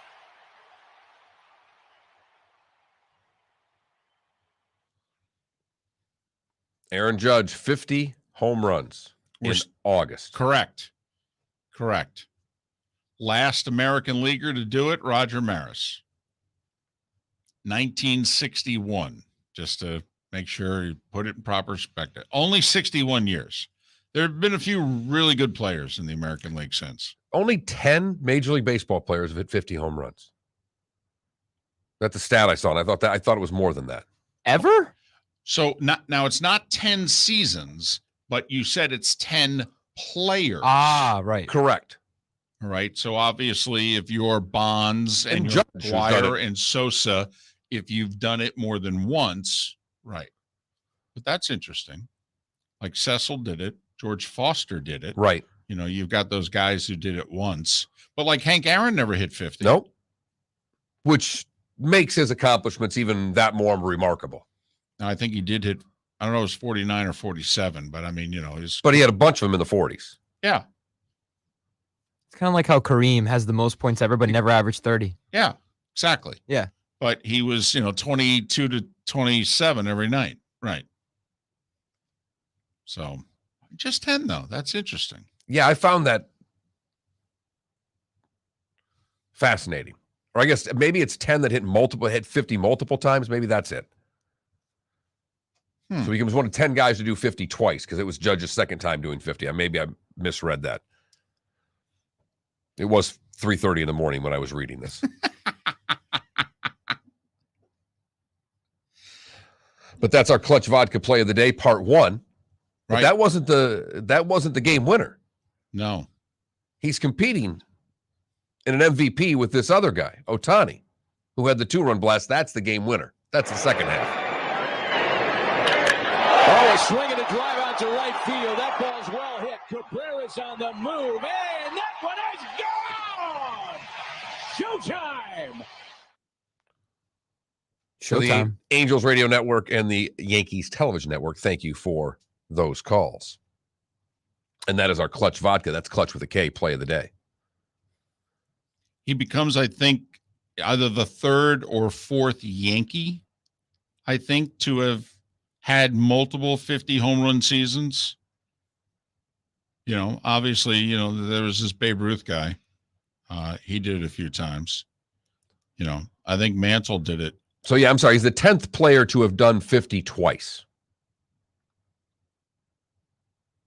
So Mantle had 54, 52. So Mantle's done it twice. He's now done it twice. And A-Rod technically did it twice, but he only did it once with the Yankees. The other time that he did it with the Texas Rangers when he had his 52 homers in 2001. He had 54 with the Yankees in 07. Then failed the drug test shortly thereafter. I did love Judge asked after the game what he'll remember about number 50 is that we lost 4-3. Well, that's a great answer. That's a Derek Jeter answer is what that is. Jeter didn't give a rat's about anything except whether we won or lost. It is remarkable, though, if he starts getting near the you-know-what club, outside of, so you got Bonds and you got McGuire and you got Sosa. Then you had Maris, who hit 61. Babe Ruth hit 60 and he hit 59. Giancarlo Stanton 5 years ago, 59 with the Marlins. Can he just surpass the guy in his own team? Stanton can bust his chops, look right at him and go, come on, dude, I had 59 one year. He just needs Stanton to play in every game between now and the end of the year for him to do that. See a few more pitches. Right. I got that right. Rizzo's back to hold up as well. So, but if you take Bonds, Sosa, McGuire, 3 guys that we're pretty sure were juicing to high heaven. Roger Maris, 61 and 61, still right there. Think about what a story this would be for Major League Baseball.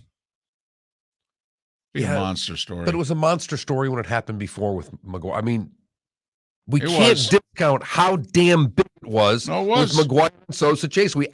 Everybody knew they were juicing. We should have. Probably. We should have. We were fools. I know I told the story. I was working in Fargo, North Dakota at the time. That's Roger Maris's hometown. And there was a guy, we went out and did what's called a man on the street. And we're interviewing a bunch of people who were at a minor league baseball game. And I remember this one older gentleman looked right at me and he said, they're all cheating. And it's disgusting. And I ran it on the local news. And I thought the guy was just full blank crazy, full of sour grapes. Right. Because his hometown hero was going to have his record broken. That guy was right, and we were idiots. But then again, I fell for Lance Armstrong passing all those drug tests. So I'm a fool. But you knew that already. Miller and Moulton, couple of fools on the Florida Sports Network. Bring your big mouth to John Smith Subs and indulge in their overstuffed subs with the freshest quality ingredients. Enjoy our famous steak bomb with perfectly grilled marinated sirloin steak topped with provolone cheese, grilled onions, peppers, mushrooms, crispy bacon, juicy tomatoes, and creamy mayo. Boom! Made-to-order crispy fries can be paired with the Gator, the Cuban, the Chicken Bomb, or the Italian. Love local. Eat delicious with John Smith Subs.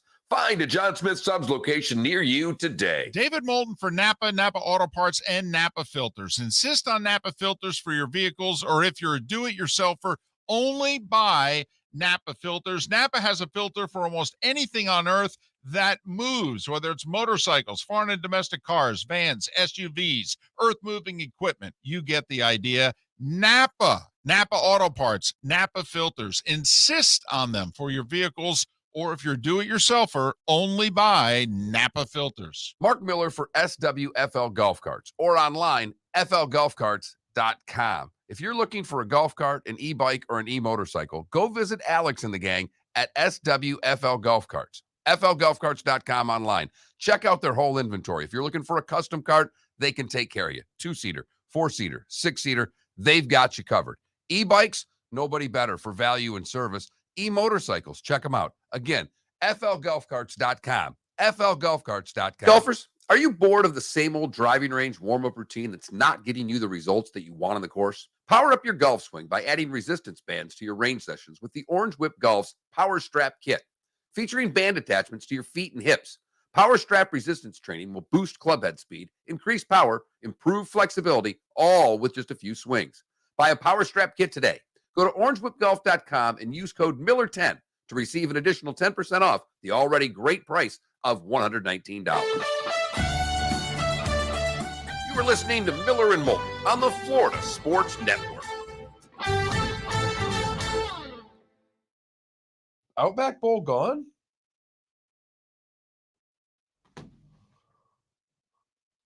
Is it a different sponsor? Yeah, it's the Real Quest. Realiquist? R-E-L-I-A. Realiquist, I guess. What the hell happened to the Outback Bowl? No more blooming onions. Cassie is going to be so disappointed.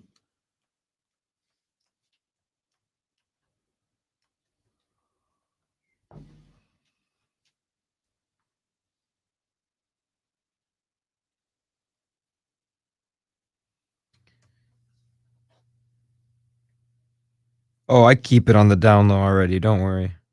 I mean, I love you guys. You guys are great, but it's also a lot you don't know about me.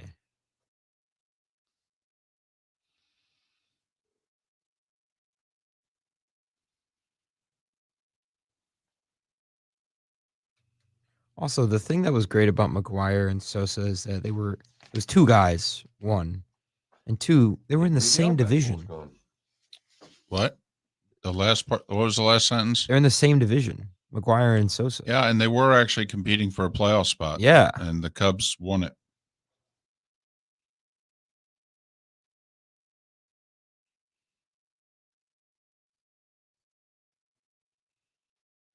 All right. In fact, I believe that year they had to play a 163rd game, the Cubs. I thought they won a Monday playoff against the Giants to make the playoffs in 98.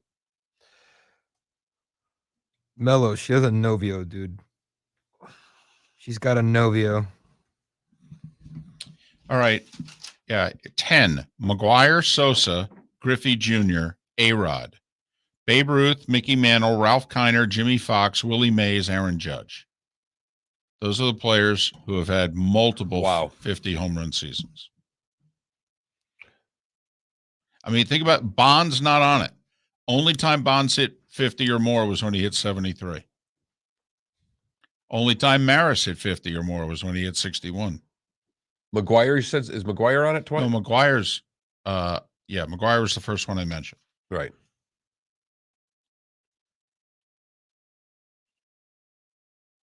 Yeah, McGuire hit 52 in 96. He hit 58 in 97. He hit 65 in 99. He hit 70 in 98. So he did 4 times.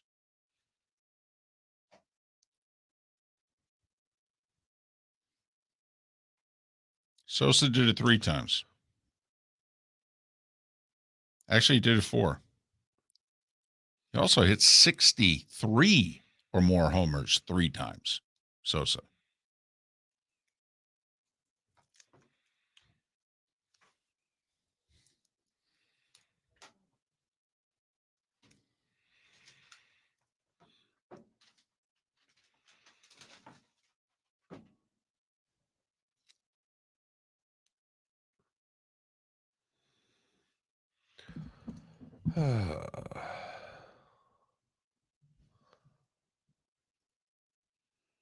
Look at David Samson calling me before I call him. Wow. Oh, yeah, that's right. He asked for the hotline. Oh, man, I was about to call you. He's like, I like being on time. I'm like, all right.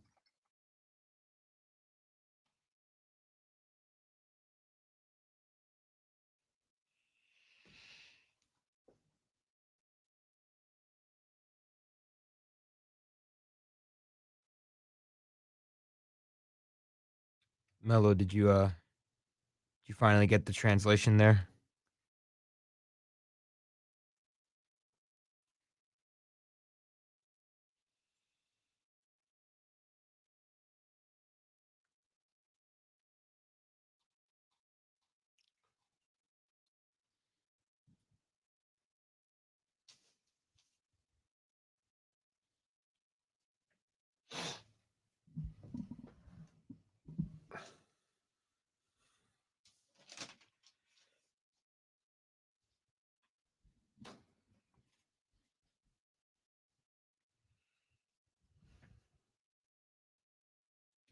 I did. We're coming back. I watched that doc.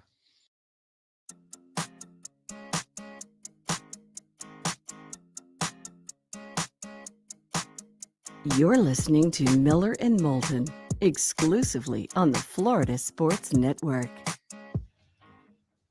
22 minutes before the hour. Miller and Moulton, the Florida Sports Network, floridasportsnetwork.com. Pat Kirwan at the top of the hour to talk all things NFL. Thrilled to be welcoming in for the first time for 10 consecutive Tuesdays, David Samson. He of his terrific Nothing Personal podcast, Nothing Personal with David Samson. Also, he talks baseball and sports and life at CBS Sports HQ. You can follow him on Twitter at David, the letter P. Samson, David P. Samson.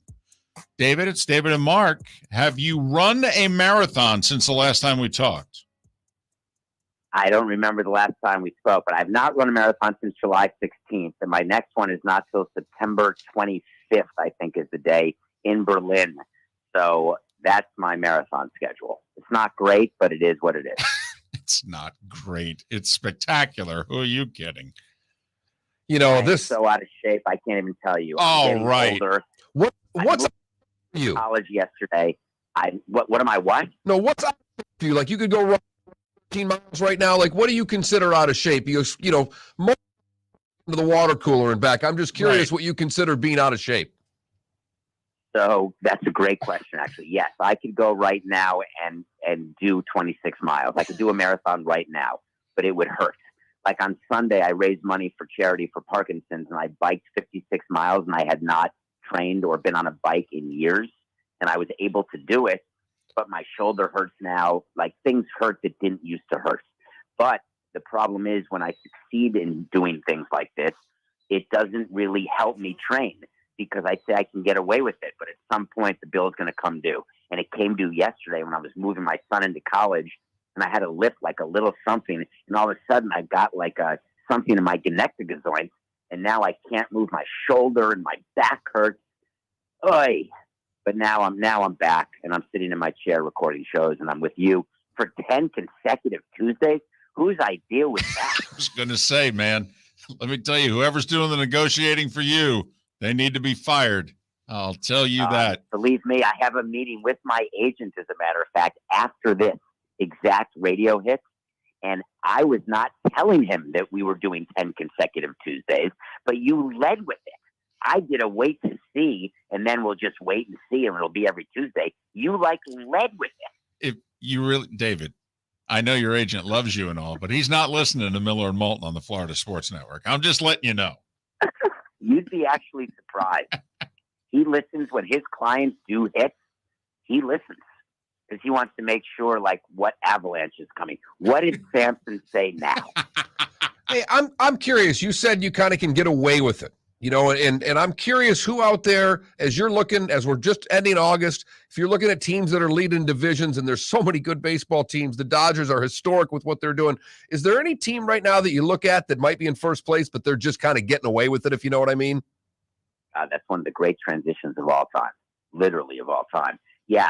So getting away with it to me is when you are outperforming your own internal expectation.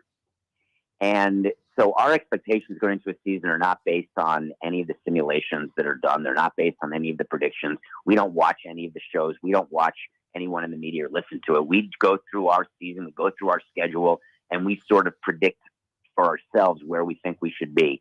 And we do it during the off season, and then we do it again at the end of each month, let's say. And then we figure out whether or not we were right or wrong about our team. And so, for example, the San Francisco Giants, they got away with it last year. And this year, they're not getting away with it. The definition of that means that they outperformed. They got career years from people. They won a division, and now they're back to being below 500, and that's that. But the team, to me, that permanently gets away with it is the team where you are, right? For a team to win as often as Tampa does and have a payroll as low as they do, that's getting away with it, not just in the eyes of agents, but in the eyes of players, in the eyes of owners, in the eyes of their own ownership group. They're smarter than everyone else, but it's still getting away with it. Do you think it's because analytics? Do you think that like they have a secret sauce that no one else is willing to try for whatever reason? I mean, when you were with the Marlins, I mean, didn't you at some point, even over a lunch, turn to somebody and go, what the heck are they doing that we're not? No, because I knew exactly what they were doing. They had discipline that we didn't have. They had an owner without emotion. Our owner had emotion. They had an owner willing to trade players a year too early. We had an owner who would trade players a year too late, right? So, and you know, we won a World Series, so I can't say that we were not successful, and I will not acknowledge that. But what I will say is that there was way too much emotion. And what Tampa does better than anyone else, and sometimes it can be hurtful to fans, but look back at all of the trades that Tampa's done, and I ask you, how many have you lost? That's what we would do. We would measure trades all the time. And you can't measure a trade within a day, a week, or a month. We would take years to look at trades and go through the process of how we identify which prospects we're trading versus which prospects we're trading for, whether or not they work out, what we expected them to be. And we would take copious notes about how we evaluated the player. That's how we'd evaluate scouts, by telling us which prospects to trade for. It's not like I had heard of any of the people we trade for or the people we were trading away. You need your baseball people. And if you don't listen to your baseball people, you're in trouble. If you have bad baseball people, you're in trouble. And Tampa does it right. They've got great baseball people and an owner who listens. Then from a simple standpoint, why are they, I mean, they get poached to the GM. Are their scouts getting poached at the same way their management's getting poached, David? Yeah, there are. You get poached at every level of an organization. You just don't read about it a lot. So we would go into Tampa and try to get, you know, people in their development system, people in their analytics department, young people, and promote them. And Tampa doesn't get in the way. Most teams don't get in the way. They do title management, which is what we do when we promote someone to, like, president of baseball operations. It's just a fancy word for GM, but there's no way to get promoted from that unless you're going to be president of the team. So therefore, your quote-unquote GM is not going to get poached. When you've got someone who runs your minor leagues, you can make them executive vice president of development and scouting. Well, the only thing above that is the president title, so therefore you're not going to lose that person. But at lower levels with managers, and I don't mean on the field, but like managers and directors, those people get poached all the time by good front offices and good organizations. And that's a compliment. And that's another difference, right? Tampa lets their people go and grow. We would often not want to let anyone go. And I take it as a compliment when people are poached, and not everybody does. He's David Samson. His podcast, which is regarded as one of the very best, is Nothing Personal with David Samson. He also talks baseball for CBS Sports HQ. You can follow David on Twitter, David P. Samson, David the letter P. Samson. Hey, Judge remarkably became the 10th major leaguer last night to have multiple 50 home run seasons. McGuire, Sosa, Griffey Jr., A-Rod. Then you got to go Ruth, Mantle, Ralph Kiner, Jimmy Fox, Willie Mays, and Aaron Judge. Your thoughts on what he's done, never mind the fact we're still in August? Well, I hope he's doing it without steroids, and I assume he is. And so that makes him different already. I would have thought George Foster was on that list. No, I don't know why his name is in my head. Multiple.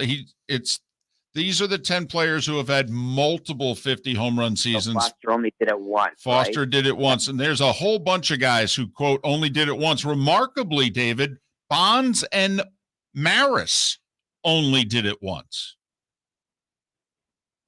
So I would have lost that on the bingo card or in trivia. Because Barry Bonds, that means he did 73 one year and never did above 50. But again, he did in the 40s every year until he was in his 40s, right? So Correct. That's how you get to his run. Right. But for me, what Aaron Judge represents is the possibility of health and what production can be when healthy. But you can't just assume health. And that's the biggest issue that front offices are going to have this offseason. And Aaron Judge is hoping for an emotional owner. Because what an emotional owner will do is say, look at Aaron Judge. When he's in the lineup, it's a game changer. You're right about that. But one player does not a World Series make. And I want to go back to any of these big free agent signings where teams get super excited. Oh, my God, we signed Corey Seager and Marcus Semien. Look at us go. Or, you know, the Trevor Story goes to the Red Sox. We're going to be good. Congratulations. Or the Padres are a great example. Let's sign everyone. There's only one World Series winner, and it's really hard to get there. And the Yankees haven't even won it since 09 or been there since 09. So what Aaron Judge is hoping is that there's a team that the owner says, I don't care. I want him in our lineup. But Aaron Judge is not going to sell tickets for a team. Just like Trout and Ohtani can't get it done in Anaheim. You need a team.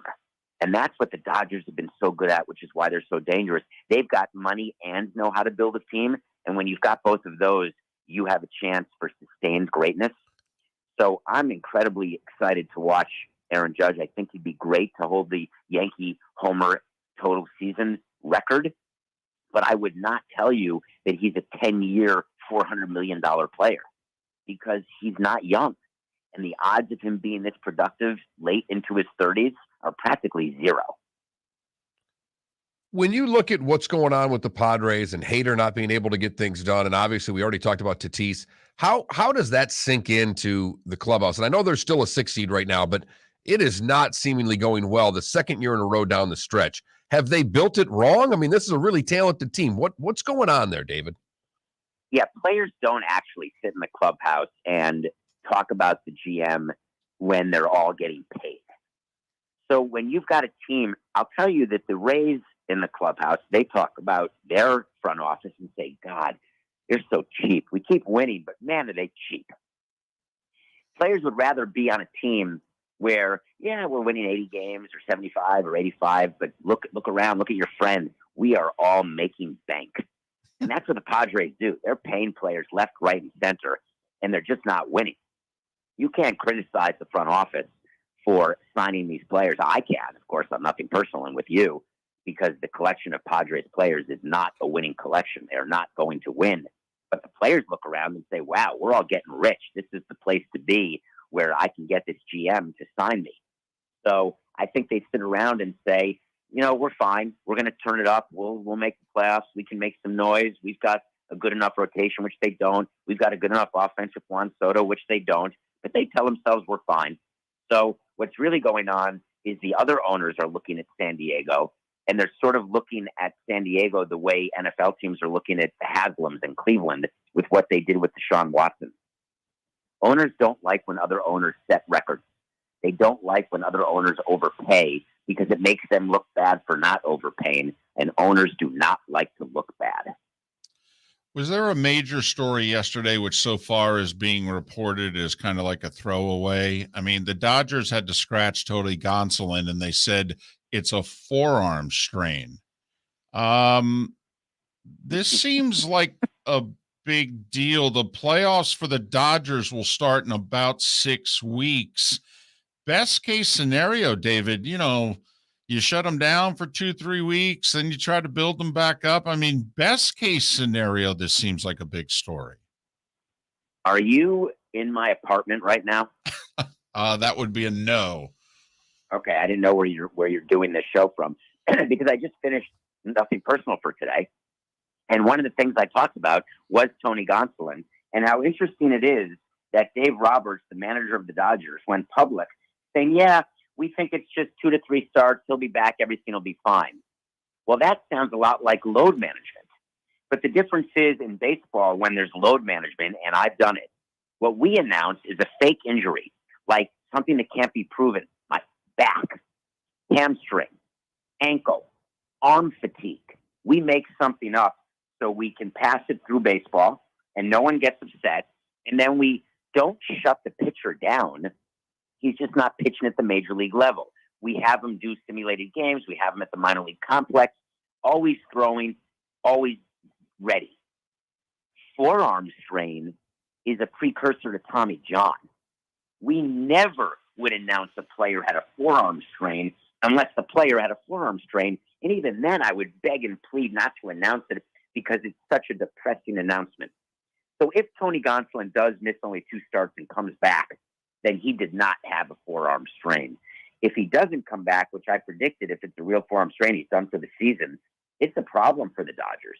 But they've got, they find a way, but their starting rotation, the New York Mets are very happy today. I'll tell you that. He's David Samson. His daily podcast is called Nothing Personal with David Samson. He also talks baseball for CBS Sports HQ, and he may be on this show again. That's all I'm willing to say. Follow David on Twitter at David, the letter P, Samson, David P. Samson. David, good luck with your meeting with your agent, and if he allows you, we'll have you on again. Wait to see. Have a great day, guys.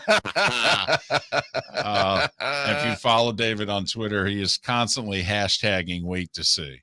David Samson joining us once again here on Miller and Moulton. Go run a marathon, why don't you? Go bike 56 miles.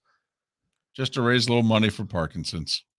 Pat Kirwan, all things NFL next on Miller and Moulton.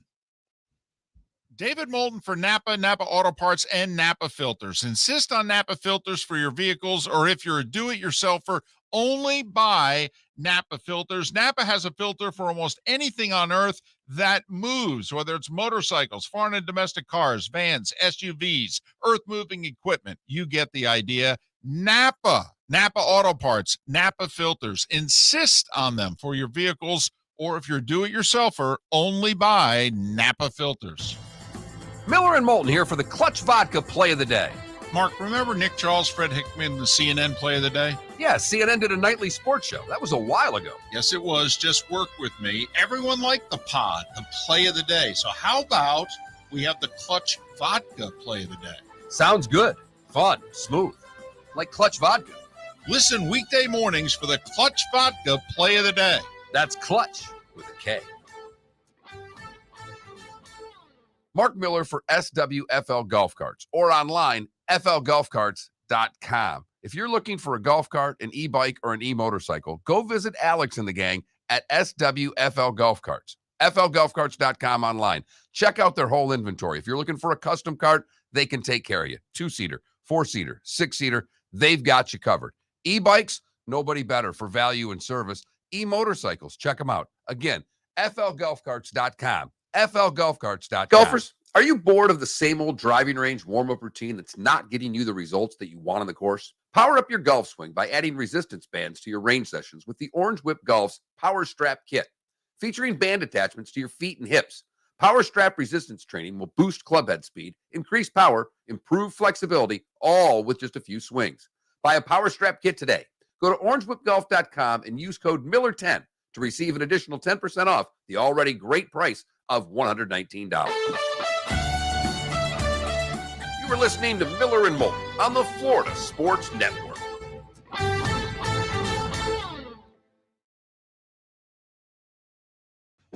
Did you get an email, by the way, that said you're getting paid? Yes. I just got it this morning, so I wanted to. Yeah, she had, for whatever reason. Oh, it's the wrong routing number. That's right. Yeah. Plus, also, for some reason, she went 2 days without getting any Emails. Right. So, like, all of a sudden, she had like 70 backed up emails. But yeah, when they switched systems, they put in my router number totally wrong because wasn't off by a digit. There was not one of the 9 digits that matched. Hey, Greenie, you're working this week. Yeah, well, it's about time.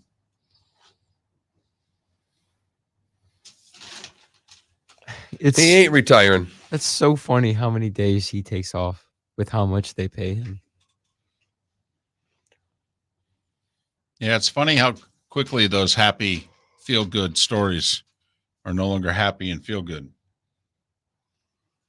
Every time you guys leave in the morning, I always hear ESPN radio on after, and it's always, oh, so-and-so filling in for Greenie, filling in for Greenie, filling in for Greenie. I'm like, is Greenie even the show anymore?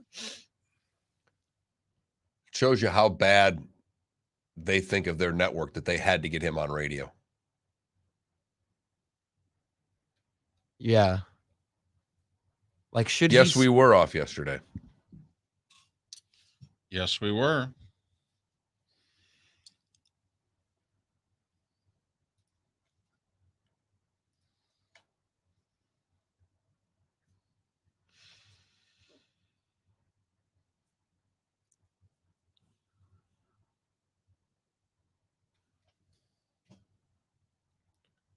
Mark, I got a couple more of those empanadas after I left on Friday. Oh, did you? Oh, my gosh. I took the box home. My daughters had them every day till yesterday. Oh, my gosh. Estás buenísimo. Well, we'll have to, maybe tomorrow after the show, we'll run over to this because it's not open. I don't think they're open Monday and Tuesday, the El Gaucho Inca market. Is that on 41? Yeah, it's right across from Coconut Point. Gotcha. And there's a restaurant there, Argentinian restaurant, El Gaucho Inca. There's one in Fort Myers, one in Estero. It's fantastic. But they just opened a deli market. Ooh. Ooh. Get some jamon serrano. Something like that. Ooh, John Birdie. Ups.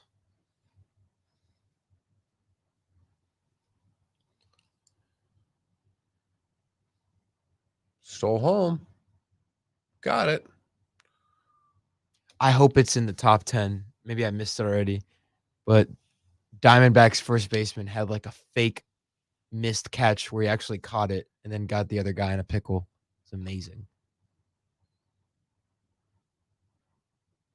That's nice.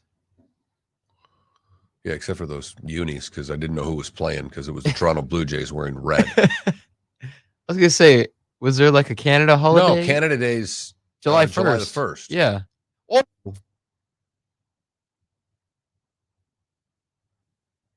Damn.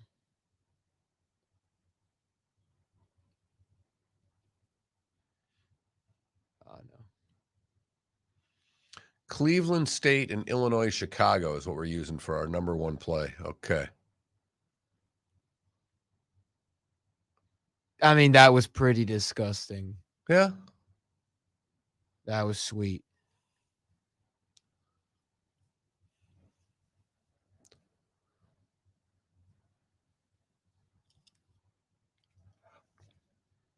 The Bears stink, but Justin Fields might be good. Call Pat. Gotcha.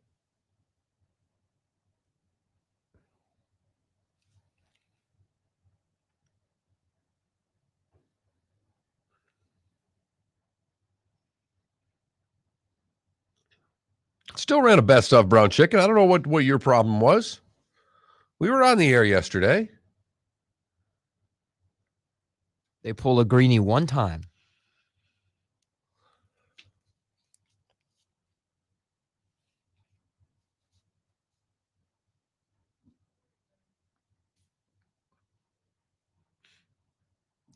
Is it Lynn Bowden or Bowden, the wide receiver for the Dolphins?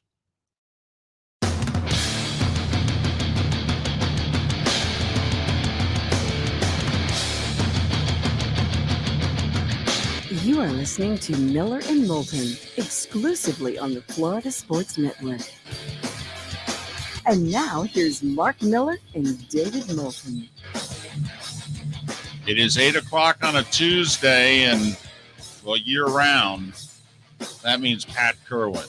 PFNFL Radio's moving the chains weekday afternoons. He's also part of CBS's NFL Today show, so his travels to NYC will begin in earnest on the weekends here, well, in one more week. And he is joining us because Cut Down Day is today at 4 o'clock. Lots of news already today. Jags releasing rookie wide receiver Kevin Austin. They're hoping to keep him on the practice squad. Bills are releasing veteran running back Duke Johnson. Also, Dolphins releasing wide receiver Lynn Bowden. Pat joins us courtesy of Pinchers from Tampa to Key West and many points in between. Pinchers, because you can't fake fresh. Good morning, Pat. Good morning, David and Mark. How you guys doing? Yeah, the cuts today is a big day. I'll use one position, and let everyone get a sense of how explosive it is. So as of this morning at 7 o'clock, there were 300 wide receivers still on rosters, and the NFL will get that down to 175. So about 120, 125, give or take a few on injured reserve and injury settlements. So let's just call it right over 100 wide receivers are going to get a pink slip. And some of them are going to try to get through the practice squad, but they have to clear waivers first. Anyone who's smart, who's done their homework, can claim a guy or two here. And I think David is the guy who says every so often he'd like to raid a few rosters. And I think that's a really good idea. If you're a bad team, go attack the good teams that are going to get rid of players that are better than the guys you're keeping. And Pat, just to clarify, when you pick up a guy in waivers, do you immediately have to then cut someone off your own roster to get to 53? Yeah, you can never go to 54. So, you're sitting there thinking about, and you anticipate certain guys are going to get released. You probably talk to the GMs and they want to trade them, and you don't want to trade. You want to wait it out and get them for free. So you're ready to cut. So there's a ripple effect, Mark. I'm on the roster. You get cut. You're better than me. My team signs you. I get cut. I'm on the street. So the reality of 100 receivers doesn't go down. It just may shift around. So the first 100 with the pink slips, let's say 20 of them get clean, which will be a high number. But let's just say 20 did. That means 20 more are going to get dumped. So the number of 100 sticks around. And then you try to get them through on the practice squad, which is probably about 2 or 3 a team. Now that we have 16 on the practice squad, and when you do that, you can eat up 75 of them or so, and then there's 25 guys totally without work, plus the ones that. But the practice squad, for the people that don't pay attention to that, they're free agents. They're not really members of the team. They're being paid by the team, and it's kind of like a weekly salary. But anyone can call those players. You don't even have to call the club and say, "Hey, I'd like to talk to David today." No, you don't have to do that. Just call the agent and say, "You want your kid out of there? You want him on a real roster?" The only caveat is if I call you and you're on a practice squad, I have to put you on my regular roster, I think, for 3 weeks before I can downgrade you to practice squad. So it's pretty tricky, but smart guys find good players, and I think there's some of these young quarterbacks. You try to slip them through. A couple of these guys are going to get claimed on the waiver wire. Well, that's what I was going to ask, Pat. What is the position you see being claimed most? A couple of these quarterbacks, will there be enough linemen?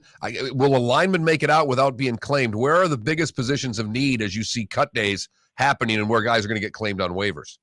Yeah, I think the Steelers should be taking a running back. We've talked about that before. They need another running back behind Harris. And there's plenty of guys now. Duke Johnson's going to get dumped. P. Ryan's out there. Tony Michel would be my choice for what they want to do. So you can get a running back, that's for sure. Just looking at some of the other positions, don't think it's a great year for offensive linemen. The more I look at that, the more I don't like what I see. And in anticipation of that, how many tackles. I was the pro personnel guy. You get asked this question like this morning at 6:00 by the head coach. Okay, how many tackles are going to get let go today? And that number, in my mind, based on how many tackles teams keep, it should be 15 tackles released today, 14 centers, and 40 guards. And that 40 might be down to 36 or so by now. And then they'll say, well, do you like any of them? I said, well, I'm not sure which ones. I know the number of guys that have to get dumped because I know exactly how many linemen they keep on every roster. Most keep 9, some keep 10. All you have to do is look at the number of guys that are still under contract, and you can figure out it's going to be 15 offensive tackles. And I don't anticipate anyone that's going to be a starter still. They're too hard to find. You might find a center, and you might find a guard, but I don't think you're going to find a tackle. He's Pat Kirwan. NFL Radio's Moving the Chains, weekday afternoons, also part of CBS's NFL Today show. Pat joins us twice a week during the season, courtesy of Pinchers, from Tampa to Key West and many points in between. Pinchers, because you can't fake fresh. Does the cuts tell a story? Like if you're a fan of a team like the Dolphins, I mean, got to admit, they're cutting guys who 2 years ago damn near starters. I mean, is that, as a fan, can you kind of maybe learn something about your team? Or even if they start cutting guys like the Giants may let go of some older guys who could probably play, but it shows really what this year is all about. Do you get a picture from yesterday and today, Pat? Yeah, I'll start with your Dolphin statement, which is true. They have a better team now. When you put Tyreek Hill on your roster, someone you might have kept, if they don't win out on the Tyreek Hill thing, they would probably, put an average guy in that spot, and all of a sudden, maybe Lynn Bowden makes the team. And, so yes, it does tell the story that when you're getting better, when you're climbing the ladder towards success, you start releasing players that are good. Buffalo has an awful lot of good players. They can't keep them all. That's the nature of the beast here. And then teams they don't like to say they're rebuilding. You ever notice how it almost never comes out? But we can figure out who's rebuilding, and we can figure out who's rebuilding by letting big contracts go of guys in their 30s. Because they're not going to be here when this team finally peaks, which, they might say 2024 is when we expect to hit the pavement pretty hard. So why would we keep a guy now? So those are you can tell a story from the kind of players on the roster. And then you've got these new head coach, new coordinators, and they're switching schemes, and they've been trying to find enough guys to switch to a 3-4 defense or whatever else they're trying to do. And you start to realize they're going to move a player or two that just doesn't fit the new scheme. And that's when they really want to trade, because they know the guy's better than just getting cut. And they're looking for someone that might be running a scheme that you're not running anymore, and he might be a great fit for you. So you'll see a couple of switches, not many. And at the end of the day, half of these are for 7th-round picks and 6th-round picks. Pat, you were on the show last week, and I thought you said something about Garoppolo. Get rid of that contract, sign him to something around $15 million, no cut, no trade, no franchise tag. I did not know that the 49ers brass listened to our show because it's pretty early for them on the West Coast, but that got done. How does this all equate for San Francisco, not just for Jimmy G, but how will it work inside the locker room? I think it's, first off, he's been on the sideline throwing. While they're out practicing, all they have to do is turn their head to the right, and there he is, trying to rehab and get healthy. And obviously and clearly as time went on, they started to see that his arm was doing pretty good. There's a lot of veterans on that team. Juszczyk, McGlinchey, those kind of guys that are big fans of Jimmy's. Whenever I have Juszczyk on, it's pretty clear they're close friends. They also won a lot of games with Jimmy. They were also at practice every day with Trace, and they're starting to see maybe that he's not fully ready. I hope he is ready. Heck, they gave away an awful lot for him. But now they know there's a guy on our team still that we can win with, and he can play if Trace gets hurt, and he can play if Trace plays bad. So I think it's a very big positive for that football team. They know they have 2 of them, and they know that you can go pretty far with 2. And a lot of them probably think, and this reminds me of when I was in a liquid we benched Kenny O'Brien, but all the veterans on the team believe, why are we playing this other guy who wasn't very good? And there's Kenny. And the 2 times that the youngster got injured and couldn't play, Kenny won both games. And that added fuel to the fire. So in a lot of ways, I see Garoppolo like I saw Kenny O'Brien. The veterans like him. The veterans want him. And I don't think it'll get political. I think they know better than to do that. They just think it'll happen sooner or later. That's what my thought is. Now, I will say this about the no trade part. You know, the no trade clause really is a no trade clause for those who think it's not. But the reality is he can waive that. Let's say we get to the trade deadline. Trace has played great, and Jimmy hasn't been in a game yet.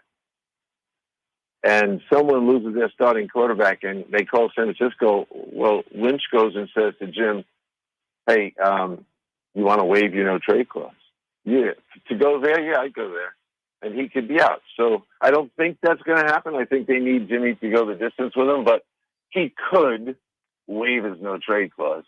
The best thing he's got going is he's going to be totally free, and I don't think they were ever going to franchise him. But every club out there knows he is legitimately going to be available next year, and they will start thinking of their plans with Jimmy in them as they decide what direction they're going to go. And I bet you David could come up with 5 or 6 teams that should just go get him or try to be the team to get him. So you really think this is essentially like Nick Foles for Wentz? I know Lance isn't as far along as Wentz was at the time, but you think, you know, because the veterans on the Eagles clearly like Nick, and, you know, when he came in the next year, they won 4 out of 5. I mean, so you think this is going to work? Yeah, I do. I think that the head coach has been probably praised by the veterans for keeping Jimmy around. Jimmy really took a big chunk out of his contract here. I thought it would be 15 flat out. It's not. It's going to be 6 and change and the rest in incentives, which to me, he might have done better on the street than that. But I think he wants to be there because I think he knows he's going to get back on the field. He's watched Trey play all summer.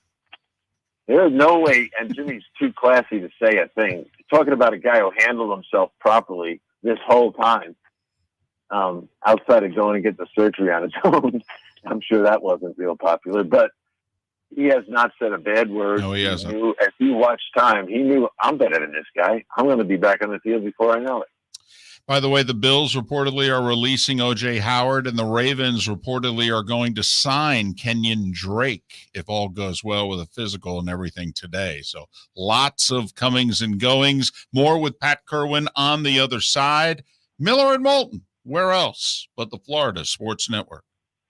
David Moulton for Napa, Napa Auto Parts, and Napa Filters. Insist on Napa Filters for your vehicles, or if you're a do-it-yourselfer, only buy Napa filters. Napa has a filter for almost anything on earth that moves, whether it's motorcycles, foreign and domestic cars, vans, SUVs, earth-moving equipment. You get the idea. Napa Auto Parts, Napa filters. Insist on them for your vehicles, or if you're do-it-yourselfer, only buy Napa filters. Golfers, are you bored of the same old driving range warm-up routine that's not getting you the results that you want on the course? Power up your golf swing by adding resistance bands to your range sessions with the Orange Whip Golf's Power Strap Kit. Featuring band attachments to your feet and hips, Power Strap resistance training will boost clubhead speed, increase power, improve flexibility, all with just a few swings. Buy a Power Strap Kit today. Go to orangewhipgolf.com and use code Miller10 to receive an additional 10% off the already great price of $119. Bring your big mouth to John Smith Subs and indulge in their overstuffed subs with the freshest quality ingredients. Enjoy our famous steak bomb with perfectly grilled marinated sirloin steak topped with provolone cheese, grilled onions, peppers, mushrooms, crispy bacon, juicy tomatoes, and creamy mayo. Boom! Made-to-order crispy fries can be paired with the Gator, the Cuban, the Chicken Bomb, or the Italian. Love local. Eat delicious with John Smith Subs. Find a John Smith Subs location near you today. Miller and Moulton here for the Clutch Vodka Play of the Day. Mark, remember Nick Charles, Fred Hickman, the CNN Play of the Day? Yeah, CNN did a nightly sports show. That was a while ago. Yes, it was. Just work with me. Everyone liked the pod, the Play of the Day. So how about we have the Clutch Vodka play of the day. Sounds good. Fun. Smooth. Like Clutch Vodka. Listen weekday mornings for the Clutch Vodka play of the day. That's Clutch with a K.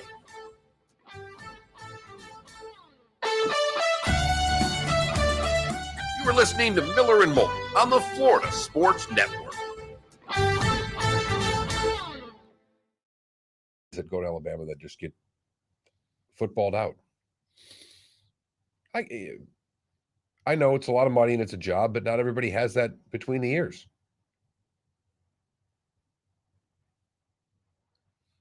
Yeah, that's a guy who just physically is just so impressive. Yeah.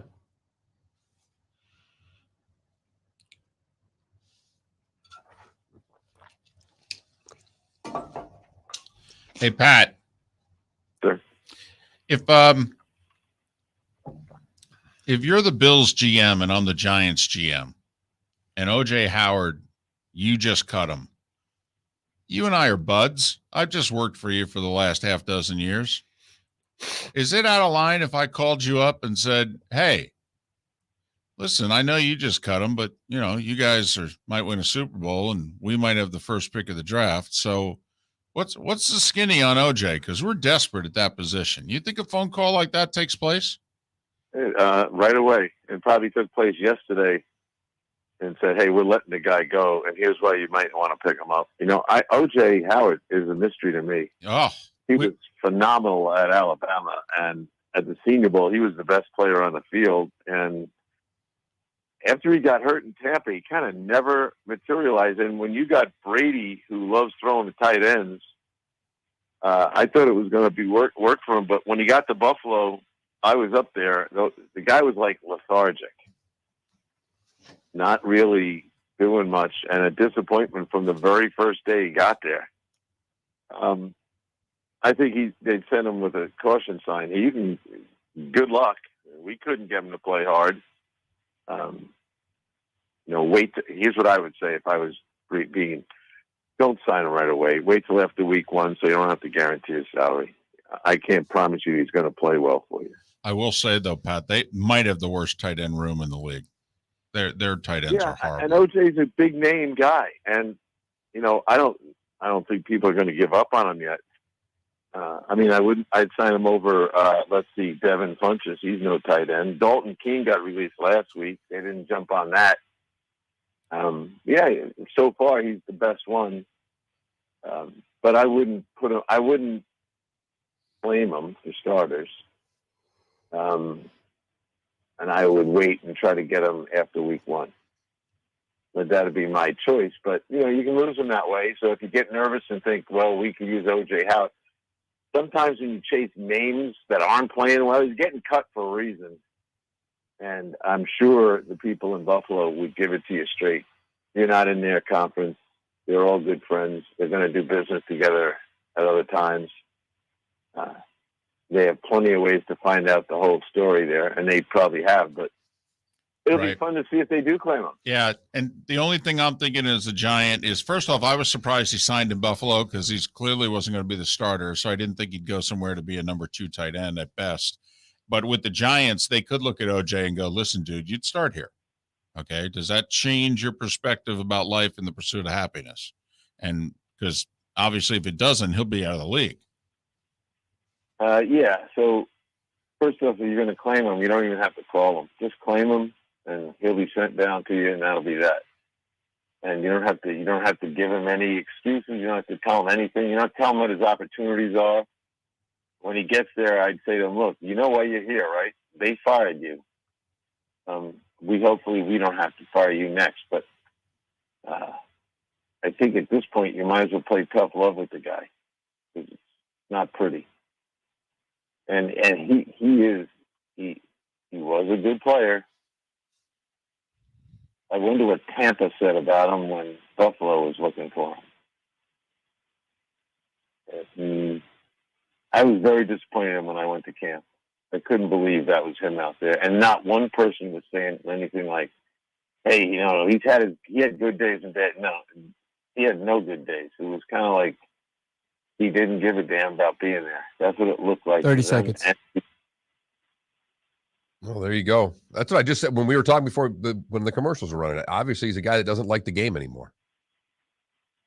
It looks that way to me, Mark.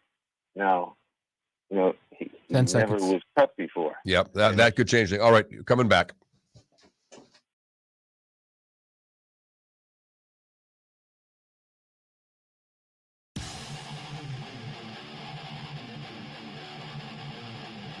You're listening to Miller and Moulton, exclusively on the Florida Sports Network. 21 minutes past the hour. Our remaining minutes with Pat Kirwan of NFL Radio's Moving the Chains, weekday afternoons. Pat's also part of CBS's NFL Today show. Pat joins us courtesy of Pinchers from Tampa to Key West, over a dozen locations in between Pinchers, because you can't fake fresh. Pat, from the director of player pro personnel perspective, how much time this week are you on the phone with other teams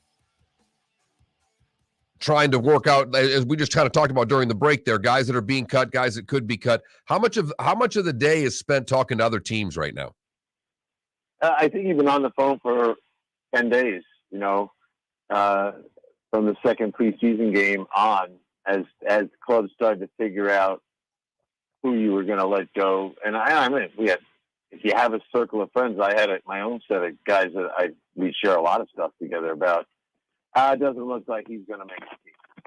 He's on the bubble right now. The coach doesn't like him. We kind of like him, but we may lose the battle. So that guy could be released, or we could talk about trading him to you. So you've been on the phone for a while, and I think because of the way this is going to work out, you're going to stay on the phone all this week, right into early September, because you have time before you can have guaranteed salaries.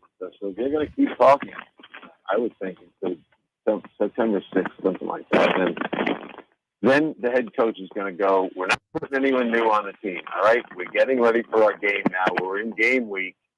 And unless we get someone injured and we lose them, I don't want to talk. Don't come down to my office. I had 4 different head coaches. Don't come to my office with another name. And as soon as it's the first day of the prep week, that's when they don't want to talk anymore. Back to O.J. Howard for a minute. You think about what they gave him financially. They're taking a $2.6 million cap hit. Oh. Like him. And next year, when we forgot he even played football, we never really did play football. Pat, unfortunately, Pat, I don't know. Something's happened to your reception. All right. I think we're going to have to let you go because we're having trouble hearing you. It's gotten all scratchy. Pat Kirwan, kind enough to join us here on Miller and Moulton. Danny Shelton's just been let go, defensive tackle for the Chiefs. Dolphins cut Solomon Kinley, a guard. Don't know if that's somebody.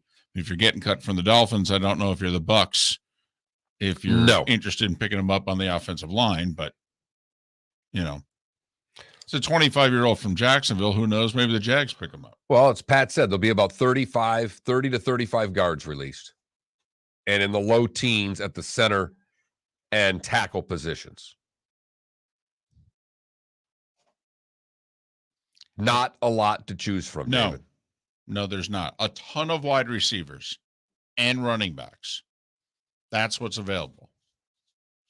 The interior linemen don't seem as if there's a bunch of them, but there's not a lot of quality to them. A ton of wide receivers, though. A team like the Colts that we've talked about.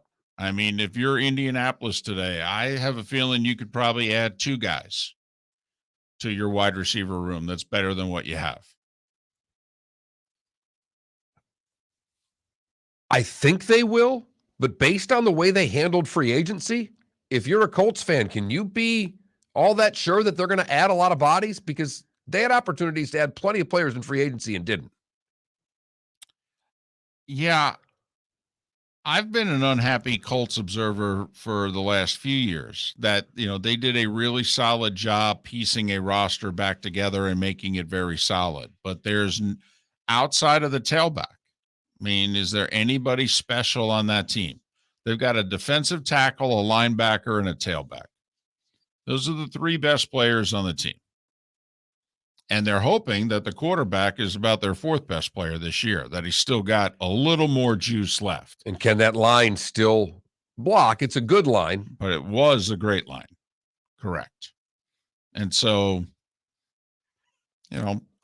I would be adding some of these guys, or trading, quite frankly, giving up a late draft pick for a couple of guys. Like, we've got a Twitch viewer, Bray from Indy, in which he's hoping that the Colts pick up Preston Williams from the Dolphins. And clearly the Dolphins are trying to get something for him instead of cutting him for nothing. And if I was the Colts, I'd give up a 7th rounder for him. He's clearly, to me, one of our 5 best wide receivers. And so I don't want to lose him, because if he's out there, he may sign with someone else. So I would give up a 7th rounder for him, or for some other wide receiver that's out there. Maybe it's Mims from the Jets, quite frankly. Who was impressive in his last preseason game, looked good for what that's worth. Right. Has had a good camp. He just hasn't played with the ones at all. Right. I mean, they basically said to him, you're at the bottom end of our roster, and you'll sit there and like it. And he and his agent went, no, I don't think so. Get me out of here. So cut day and waiver day, things to be paying attention to. National Football League. Pat Kirwan always joining us courtesy of Pinchers. Pinchers with locations from Tampa to Southwest Florida. Pinchers where you cannot fake fresh. Chiefs releasing wide receiver Josh Gordon. Is it the end? Falcons release Frank Darby, a wide receiver. Bunch of these guys, don't know if it's the case with Gordon, but a bunch of these guys, they're hoping to be able to get back on the practice squad. And then there's the game that takes place on the practice squad. Because as Pat mentioned earlier in our segment with him, in which once you're on the practice squad, you're only kind of sort of with the team. If any of the other 31 teams says, hey, we want you, and they're willing to put you on their 53-man roster, then, that's it. You're no longer, dining in the Chiefs dining room. Right. Now you get 3 paychecks minimum in the new dining room. But sometimes some franchises will pay a practice squad guy damn near like a minimum salary, and not a practice squad minimum salary, a legit minimum salary. Now it counts on the cap, but it's their way of saying, listen, our roster's a little tight. Don't know if we can have you up right now, but we don't want you to leave. So we're going to offer you as much money as anyone else is going to offer you if they call your agent. Got it? So you know what we're saying here. So when they call your agent and the Seahawks say, hey, we want to claim you, okay, you and your agent go, no, we're good. Got it? Parcells played that game. And Belichick plays that game occasionally. So, that's the game within the game also. That begins tomorrow.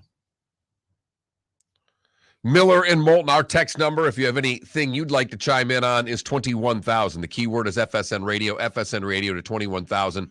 If you have anything you would like to text the show, we will switch gears from the NFL to the Live Tour and Live Golf and the PGA Tour with Mark Lai coming up on the other side of the break as the exodus is starting to happen today. Our poll question is football related, and it's a pretty simple one. I mean, the Gators haven't lost a home opener since the first year of the George H.W. Bush administration, 1989, pre-Spurrier. But they're a 3-point dog hosting top 10 Utah. And right now, 56% of you think that Utah will take the Gators down on Saturday at the Swamp. It's like 5 out of 9. That's pretty tight. Just tight as the spread, right? It was one of the texts we got when I said, I love Utah. Thank you for loving Utah. Gators now have a legitimate chance. To which I responded to that person, Vegas does have this game at 3 or 2.5. It's pretty obvious that they have a chance. Right. If anything, they think you're a pretty live dog, which when you think about it, I mean, your roster's thin and you're coming off a bad season and new coach and a new everything, and everybody's saying Utah's a legit top 10 team. I mean, I think it shows how much regard they're holding you in, that the line's 3. In a lot of other places, it'd be closer to 6 and 7. Yeah, I mean, Oregon's coming to Georgia at 17 for crying out loud. Miller and Moulton, we thank you so much for listening. Mark Lai on the other side right here on the Florida Sports Network. Golfers, are you bored of the same old driving range warm-up routine that's not getting you the results that you want on the course? Power up your golf swing by adding resistance bands to your range sessions with the Orange Whip Golf's Power Strap Kit. Featuring band attachments to your feet and hips, Power Strap resistance training will boost clubhead speed, increase power, improve flexibility, all with just a few swings. Buy a Power Strap Kit today. Go to orangewhipgolf.com and use code Miller10 to receive an additional 10% off the already great price of $119. David Moulton for Napa, Napa Auto Parts, and Napa Filters. Insist on Napa filters for your vehicles, or if you're a do-it-yourselfer, only buy Napa filters. Napa has a filter for almost anything on earth that moves, whether it's motorcycles, foreign and domestic cars, vans, SUVs, earth-moving equipment. You get the idea. Napa Auto Parts, Napa filters. Insist on them for your vehicles, or if you're do-it-yourselfer, only buy Napa filters. Bring your big mouth to John Smith Subs and indulge in their overstuffed subs with the freshest quality ingredients. Enjoy our famous steak bomb with perfectly grilled marinated sirloin steak topped with provolone cheese, grilled onions, peppers, mushrooms, crispy bacon, juicy tomatoes, and creamy mayo. Boom! Made-to-order crispy fries can be paired with the Gator, the Cuban, the Chicken Bomb, or the Italian. Love local. Eat delicious with John Smith Subs. Find a John Smith Subs location near you today. Mark Miller for SWFL Golf Carts, or online, flgolfcarts.com. If you're looking for a golf cart, an e-bike, or an e-motorcycle, go visit Alex and the gang at SWFL Golf Carts. flgolfcarts.com online. Check out their whole inventory. If you're looking for a custom cart, they can take care of you. 2-seater, 4-seater, 6-seater, they've got you covered. E-bikes, nobody better for value and service. E-motorcycles, check them out. Again, flgolfcarts.com. flgolfcarts.com. You were listening to Miller and Moulton on the Florida Sports Network. In which no one moved past the center or guard. How can you not be fascinated by the Bucs season? Totally. Well, they know their life depends on it, so.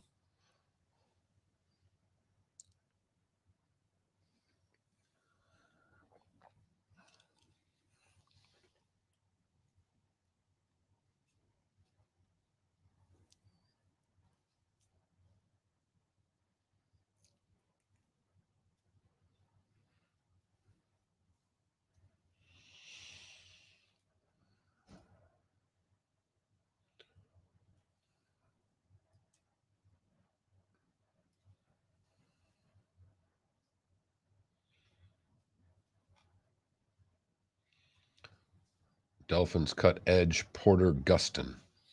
Yeah, I think that's a Trey Flowers effect.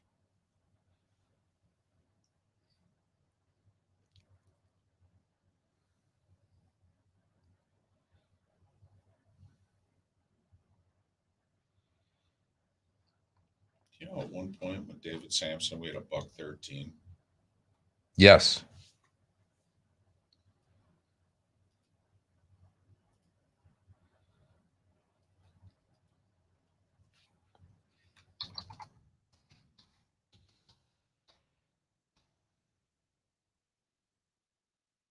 Oh, look at that glorious game. Super 70 Sports says there's no app or video game that can match the awesomeness of this, and it's the lever hockey game. 1598. Canadians and Leafs. God, that's gorgeous. Metal players. Love me some rod hockey.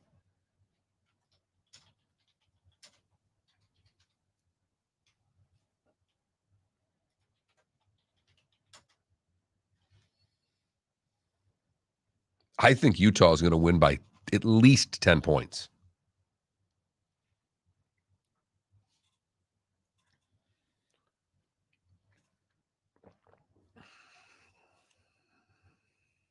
Only scary part is the best player might be playing for Florida. and he does play quarterback.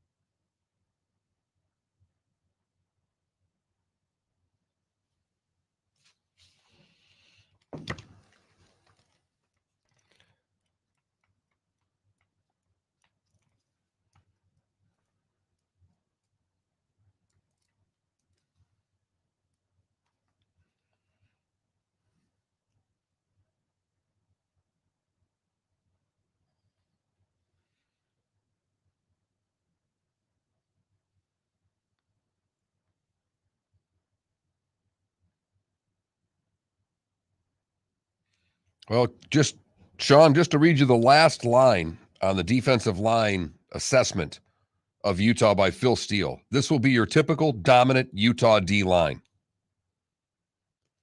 For the record.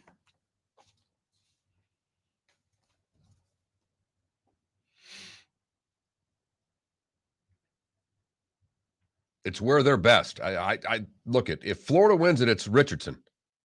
Period.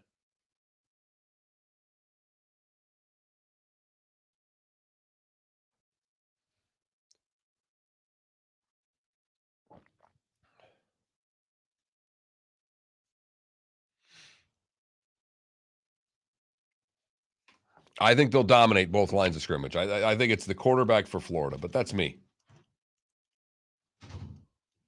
Lord knows I don't know crap.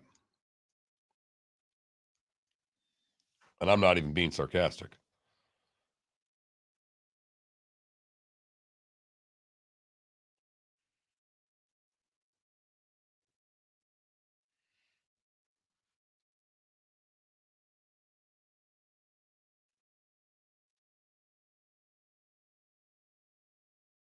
Coming back. I'm calling him now.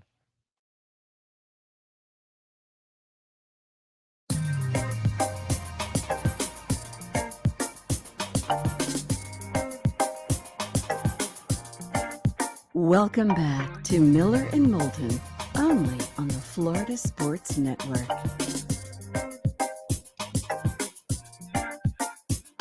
"22 before the hour. Miller and Moulton, Florida Sports Network, floridasportsnetwork.com. Make sure you vote in our poll question. It's a simple one, straight up. Gators slight underdog at home in their home opener. They haven't lost a home opener since '89. Who do you like, Utah or Florida? Straight up home opener. That's our poll question. That Mark Miller, the David Moulton, floridasportsnetwork.com. Mark Lai, kind enough to join us once again. 45 years, a player and a broadcaster on the PGA Tour. He, along with us, fascinated. He even more so. He's got a vested interest in it. In this whole LIV PGA Tour thing, now that the Tour Championship is over, and reportedly 6 or 7 guys later today about to make the big move. Mark, it's David and Mark. How are you? I'm very well, but let's clarify. I have no vested interest. Well, in LIV, except I've been following it, and I've been following the PGA Tour situation. Well, that's pretty much my whole life, right? So and that's that way. I should have added like rooting interest. That's all. That you're as into this as we have been. Okay. Yeah. And since you're still an active member of the PGA Tour, you know, your interest trumps our interest, if you know what I mean. I totally get it. And, you know, here's the thing, you know, there's a lot of hate on Twitter, and, man, what a platform that is. And I kind of like weigh the pulse of people and all this stuff. And there's really a lot of hatred out there. If you go LIV, there's hatred that way. And then if you love the tour and you drink their Kool-Aid, there's a lot of hatred going that way. So I think this is an equally divided issue. I honestly do, guys. But my whole thing is that, you know, we as Americans don't really see the objectivity of some of these players, say like Cameron Smith. You know, I cut my teeth in Australia and Europe. That's where I played my first pro golf. And then I played mini tours over here, and then it took me a couple of years to get my card. You know, golf, as it's perceived over there, is a worldwide game. I mean, basically the Brits and people from Europe and the UK, they all go to Australia and compete in the wintertime, which is obviously summer down in Australia. I did that. I found that out in my geography class at San Jose State. Nice. So anyway, they're going to Australia, and then vice versa. And then the same thing, South Africa. Some Europeans went down to South Africa and played. I remember a great player named Tinny Brits, and a guy named John Bland, and a guy named this guy used to win a lot. Bill something like it. A lot of good players that played down there. And so, you know, when I went to Australia and I went to Europe, I got that kind of theme that, you know, they liked the American tour, but it was kind of a closed shop, and you had to be really good to go over there. In fact, you know, when I met Greg Norman in '76, he decided to play over in Europe and Australia, learn how to win, and then he decided to go to America. But he still played golf all around the world. So the defections guys, I think, are heavily, I want to say, worldwide players. I look at Louis Oosthuizen, I look at Charles Schwartzel, I look at now Cameron Smith, Leishman, Jocko Neiman. I don't blame these guys. I honestly don't. And when Lee Westwood came out with this deal, said, hey, you got, you know, the PGA Tour. And look, I'm still a member. I love the tour. I like Jay. I like Fincham. I like all the guys on the board. They're friends of mine. But they have a different view of things. They've been actually stealing players from all these other tours for years. And it's just a fact of life. They stole Rory. They stole, you know, they tried to steal Seve. they tried to make a deal with Seve. And Seve said, okay, I'll make a deal with you. Because Seve was the guy in golf. I mean, yeah, Jack Nicklaus was Jack Nicklaus, and so was Arnold Palmer and Greg Norman too. But Seve Ballesteros, let me tell you, he was like the Elvis Presley of all golf. Okay, and they made a deal with him. So they said, okay, Seve, if you think 15 tournaments is too many, you know, then just play 12, and we're good. And so Seve said, okay, I play 12. So basically, Seve played 9 that year. And the tour said, Seve, you didn't play. He said, oh, yeah, too many. I can't play. No, I'm no good. So that was it. No big deal. They make deals all the time. So to me, I think guys like Westwood and guys like Poulter, who I don't particularly like because they're Ryder Cup enemies of mine from all the years, I get where they're coming from. The PGA Tour has been merciless in doing things for them. And do you blame them, Dave and Mark? Oh, don't blame them a bit, but the hypocrisy is just oozing now. You know, Mark, I don't know about you, but I'm watching the Tour Championship, and after all, the Live Tour is just about money. I mean, it's only about money. It's just about money. And I'm watching a 30-player event with no cuts, with more cash than they can throw at them, and all the broadcasters talked about the entire Mark, was how much money this putt's worth. If he makes this putt, it's worth $3 million. To me, the hypocrisy of the Tour Championship was as blatant as it's ever been, and I don't know if you got the same vibe watching it. A blind man could see that. you know, look, I mean, so their deal is to basically fragment the tour, get some guys out there that are popular to badmouth LIV. Meanwhile, they're doing the same damn exact thing. This new Super Tour they're talking about, let me tell you something. I'm embarrassed for the PGA Tour. Why don't they just put PGA Tour LIV division on it? Because it's a complete copy to what LIV does. And if you think that Phil Mickelson and Greg Norman didn't have a huge hand in the tour finally finding all this money buried, then, you ought to be owning some swamp country down here in Fort Myers. That's just the way I look at it. I mean, first of all, Mark, it is hypocritic as hell when I see Tiger saying, I would rather play for, this and this and this. I'd rather play for the – yeah, maybe you, Tiger. But you're a guy that has made $3 million every time you go over and play in Dubai or Abu Dhabi or one of those places. Anytime you go, it's a $2 or $3 million bill. Easy for you to say, hey, guys, don't play for the money. Don't do what I did. Just do what I say you ought to do. So, and then Rory, one of the biggest hypocrites of all. Now, look, I love Rory McIlroy. My kids just 2 or 3 years ago, we went to the Players Championship. And, of course, me being a member and my family being members of the PGA Tour, we get to eat with the players. So Rory bops in there, has his hat on backwards, and, he's high-fiving and slapping people and doing all this stuff. He's a fun-loving guy, and you got to like him. And if he just exudes the, kid down the street kind of attitude. So you got to like him. But I don't know if this is the same Rory that I've come to know. I mean, it can't get any more blatant than what Rory and Tiger are doing and the PGA Tour is doing, rallying behind those two guys. Well, I will say, Mark, and we're talking with Mark Lai, 45 years, a player and a broadcaster of PGA Tour golf. You can follow him on Twitter, by the way, Let It Fly, which is F, and then how he spells his last name, Lye, Let It Fly with Mark Lai. But John Rahm had a funny quote. He was asked something at the Tour Championship about the future, and he said, hey, man, you're asking the wrong guy. There's 2 guys you can ask. They're running everything. All right. So I thought that was pretty funny coming from John Rahm that basically said, don't ask me. I don't know nothing. You know the 2 guys to talk to. But, Mark, are we going to, once Cam Smith, Joaquin Neiman, Mark Leishman, Cameron Tringali, Harold Varner III, Anirban Lahiri, and then eventually Mito Pereira leave the PGA Tour and join the LIV? It seems then as if LIV's locked in. They got 48 guys. They're going to play 14 events next year.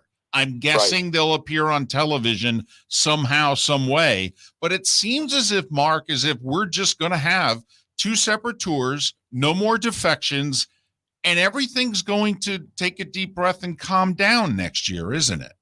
And what's wrong with that? I mean, golf is too big for one country. It is. Look, they've played golf. Nobody even knows about the Japanese tour. Guys have made wonderful livings from America that go play over in Japan. Brant Joe made a ton of money. Another kid that got beat by Mark O'Meara in the Open Championship. I can't remember his name, but he played for Oklahoma State. But the year that Mark O'Meara won the Open Championship, there was another kid out of Oklahoma that played in Japan. He and Brant Joe were the guys. For the life of me, I can't think of him. Maybe look up who finished second. I will. Mark O'Meara. I'll look it up. Have your stat guys look it up. I got a lot of fog in my mind these days since I haven't been on radio or TV for a while.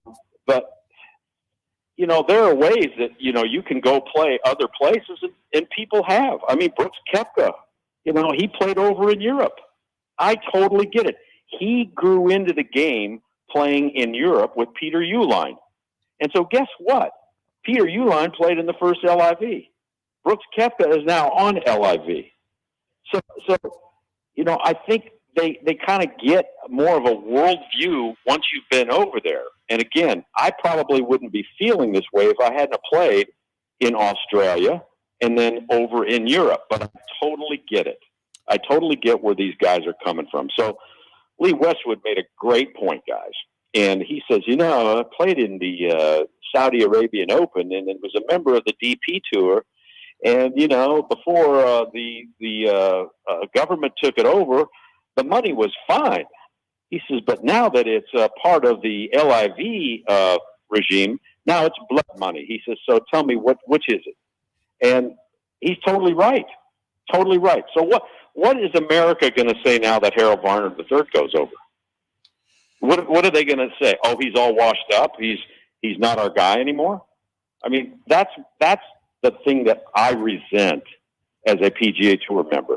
I don't want them making their rules, but I do not want them kicking their their guys in the butt as they're leaving the door. All right, two things. First off, we have about 2 minutes left, and we're up against a hard break. Brian Watts. Brian Watts is who you were thinking of. Yes, Canadian. wonderful guy. Yeah, lost to O'Meara in the playoff for the 98, what was then the British Open.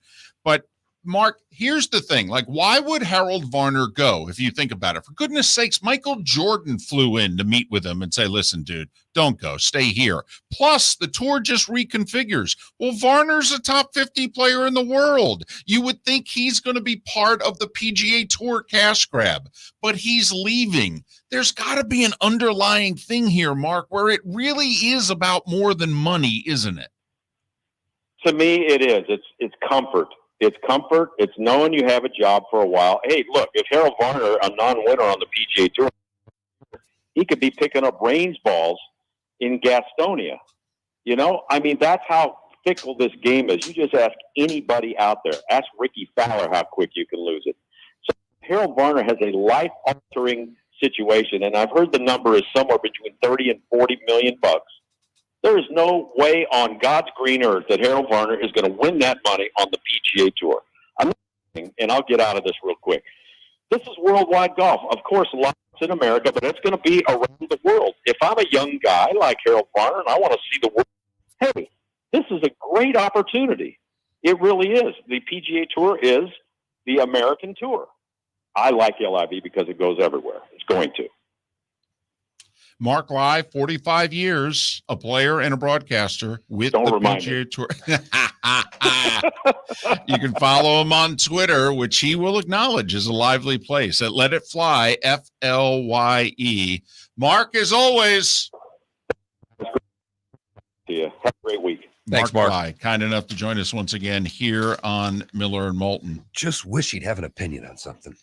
No doubt. We get him to open up on this just topic. a little bit. I know. We'll have to talk to him on the side and say, listen, that was pretty good, but there's more in the tank. Picking range balls in Gastonia. Hello. It's a top 10 all-time line on this show. But Mark Lai, kind enough to join us here on Miller and Moulton. And I will say he's a lot like David Samson in this respect. There are a lot of people that don't like baseball love when we have David Samson on. There are people who don't like this topic or totally disagree with him even and are very anti-LIV, and he's open-minded to it. By the way, Mark Lai, who's no longer a part of PGA Tour Radio, and he has not renounced his PGA Tour membership. I mean, and I don't think he ever will. Someone said in the Twitch chat room, auditioning for a commentator job with the Live Tour? I don't know. No. He is a proud PGA Tour member, and this is why he is bothered by this. This is why there is so much emotion when it's brought up. This is someone who has spent their whole life on the PGA Tour and doesn't exactly like the way things are going on right now. And also, was, except for a very short period of time, not a top player. So he actually relates to the rank and file. So he hates the changes that were made. Miller and Moulton, thanks for listening. Bring your big mouth to John Smith Subs and indulge in their overstuffed subs with the freshest quality ingredients. Enjoy our famous steak bomb with perfectly grilled marinated sirloin steak topped with provolone cheese, grilled onions, peppers, mushrooms, crispy bacon, juicy tomatoes, and creamy mayo. Boom! Made-to-order crispy fries can be paired with the Gator, the Cuban, the Chicken Bomb, or the Italian. Love local. Eat delicious with John Smith Subs. Find a John Smith Subs location near you today. David Moulton for Napa, Napa Auto Parts, and Napa Filters. Insist on Napa filters for your vehicles, or if you're a do-it-yourselfer, only buy Napa filters. Napa has a filter for almost anything on earth that moves, whether it's motorcycles, foreign and domestic cars, vans, SUVs, earth-moving equipment. You get the idea. Napa Auto Parts, Napa filters. Insist on them for your vehicles, or if you're do-it-yourselfer, only buy Napa filters. Golfers, are you bored of the same old driving range warm-up routine that's not getting you the results that you want on the course? Power up your golf swing by adding resistance bands to your range sessions with the Orange Whip Golf's Power Strap Kit. Featuring band attachments to your feet and hips, Power Strap resistance training will boost club head speed, increase power, improve flexibility, all with just a few swings. Buy a Power Strap Kit today. Go to orangewhipgolf.com and use code Miller10 to receive an additional 10% off the already great price of $119. Miller and Moulton here for the Clutch Vodka Play of the Day. Mark, remember Nick Charles, Fred Hickman, the CNN Play of the Day? Yeah, CNN did a nightly sports show. That was a while ago. Yes, it was. Just work with me. Everyone liked the pod, the Play of the Day. So how about we have the Clutch Vodka Play of the Day? Sounds good. Fun. Smooth. Like Clutch Vodka. Listen weekday mornings for the Clutch Vodka Play of the Day. That's Clutch with a K. Mark Miller for SWFL Golf Carts or online, flgolfcarts.com. If you're looking for a golf cart, an e-bike, or an e-motorcycle, go visit Alex and the gang at SWFL Golf Carts. flgolfcarts.com online. Check out their whole inventory. If you're looking for a custom cart, they can take care of you. 2-seater, 4-seater, 6-seater, they've got you covered. E-bikes, nobody better for value and service. E-motorcycles, check them out. Again, flgolfcarts.com. flgolfcarts.com. David Moulton for Napa, Napa Auto Parts, and Napa Filters. Insist on Napa filters for your vehicles, or if you're a do-it-yourselfer, only buy Napa filters. Napa has a filter for almost anything on earth that moves, whether it's motorcycles, foreign and domestic cars, vans, SUVs, earth-moving equipment. You get the idea. Napa Auto Parts, Napa filters. Insist on them for your vehicles, or if you're do-it-yourselfer, only buy Napa filters. You were listening to Miller and Moulton on the Florida Sports Network.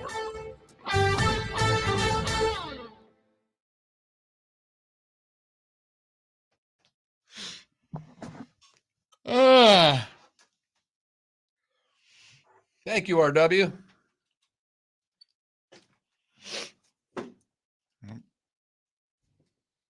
What do we got here?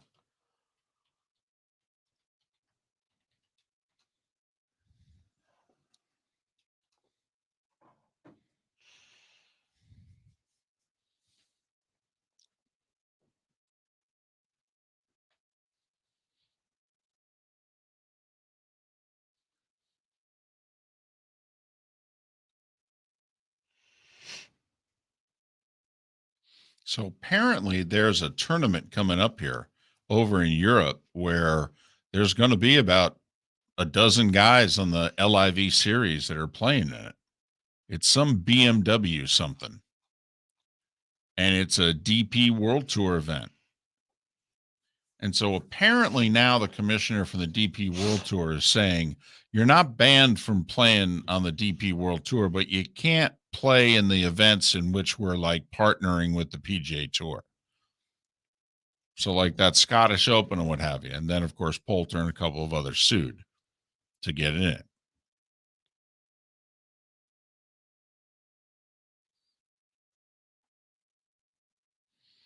Did you freak out because you thought we were fired or gone?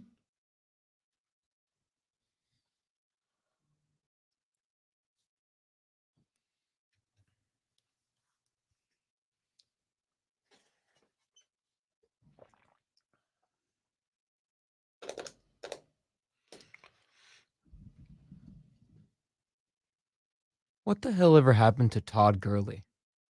He got hurt. What was the injury? Knee, and then I thought a bad case of turf toe. Yeah, you're right. That sucks. You know what's interesting? And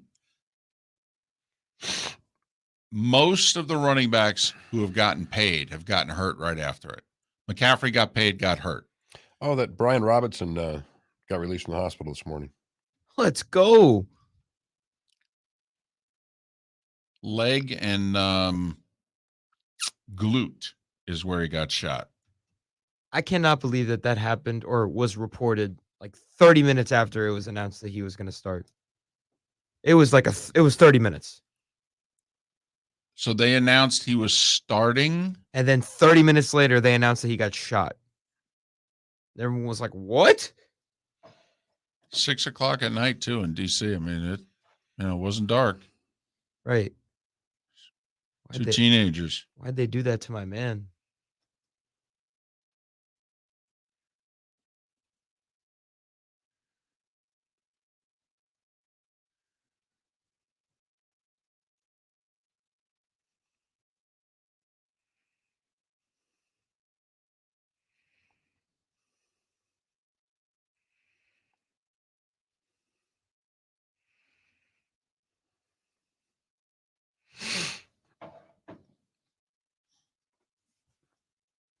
Yes, he was.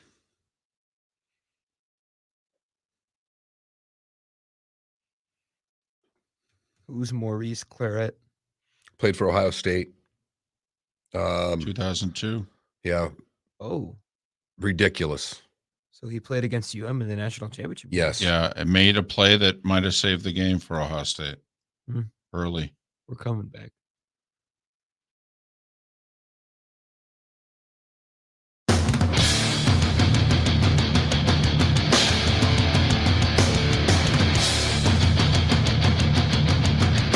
You are listening to Miller and Moulton, exclusively on the Florida Sports Network. And now here's Mark Miller and David Moulton. It is the 4th hour of Miller and Moulton, the bonus hour for our home base in the 239. Miller and Moulton, the Florida Sports Network, floridasportsnetwork.com. Thanks so much for being with us. If you missed our announcement earlier, we've lined up what we think are appointment listening guests throughout the football season.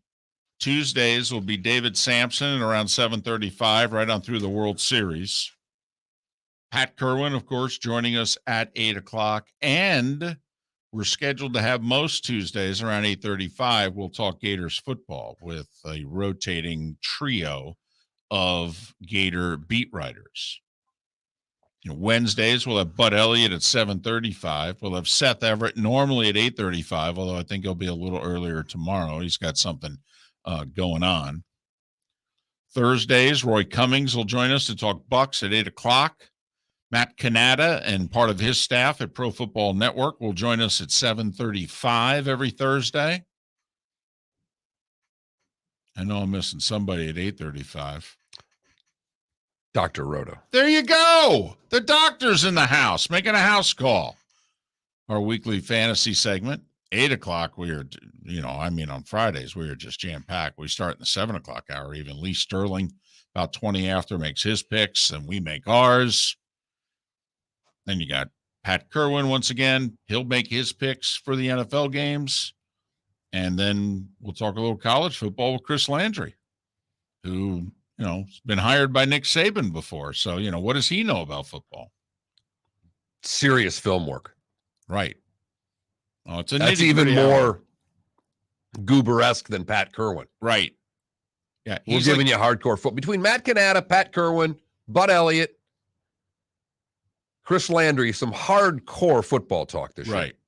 I mean, that's where you're going to get from us. And it pretty much begins this week.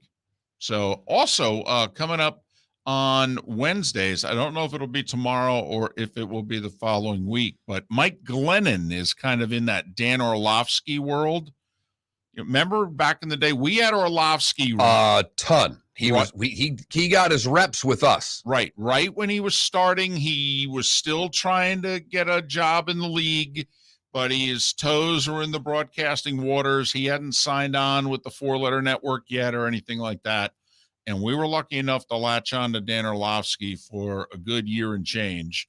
And then, he latched on to the 4-letter network. We were working for the 3-letter network, and, that thing ended.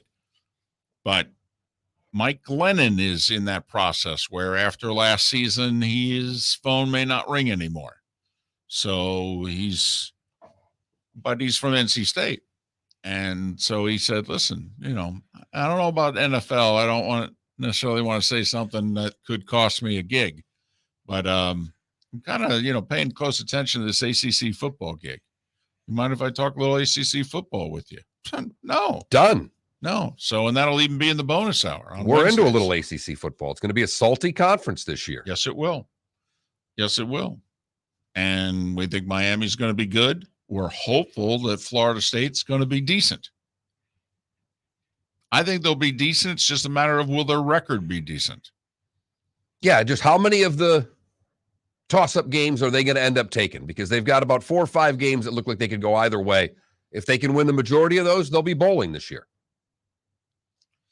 Can I talk about a pet peeve? But I actually think it should be more than just a Moulton pet peeve. And we've brought this up before, but there are schools, colleges, that their coaches are not releasing depth charts. And it's okay if you don't want to release it, I guess, on a Monday, or you don't want to release it on a Wednesday, and, you're trying to keep as much information as possible away from your opponent and what have you. But when Power 5 schools are saying that they're not going to release the depth chart all year, and that includes Saturdays, game days, I mean, how much money do these networks have to pay to get a depth chart? Well, apparently $1 billion a year may change that, because right now in the Big Ten, I know the one guy you're talking about, Tucker at Michigan State, doesn't do it. And he's kind of the one that started it last year, so I don't know how many of are following what Mel Tucker's doing at Michigan State. But this new Big Ten media deal should be enough money to get a depth chart out. But there are a few coaches in Power 5 schools right now that are coming out going, we're not going to release the depth chart all season. And I really think, first off, I mean, when does the 4-letter network get to actually call a shot besides what teams join the conference? That's a really good line. So let me get it's this. Not Gastonia. Right. Driving range pickup, but it's right there. So let me get this straight. Fox can bring USC into the Big Ten, and ESPN can bring Oklahoma and Texas into the SEC, but they can't get a depth chart for a broadcast? I don't know. It's a pet peeve of mine. It'd be nice for the broadcasters to actually know who the hell's playing. All right, instead of scrambling. Seriously, last year, there were games in which the broadcasters 3 hours before kickoff were like, do you guys have a depth chart? Nope, sorry, we're not releasing those. I was waiting for a network to not do the game. Yeah, well, you always take it right to DEFCON 5. Absolutely. Absolutely. I'll tell you what, you'll have a depth chart. You will have a depth chart. But I'm serious about this. This is where the networks need to say to the leagues, you tell those coaches they need to grow the hell up. All right, seriously, grow the hell up. I mean, come on. I'm not going to release a depth chart. Well, then we're not going to show the game. Well, first off, that's never going to happen, and you know that. But we love relegation. You start putting the noon game on Deuce on them enough and not giving them the big-time games because they're not helping you out, you're not talking about them on your pregame shows, it will change things. Oh, we'll televise the game. We'll just I would have loved that the announcers staged a walkout. We'll do this game announcerless. Then won't give us a depth chart. Either that or teams. There you go. That's how you do it. There you go. And you can do that without even mentioning it. Oh, Michigan State tackle.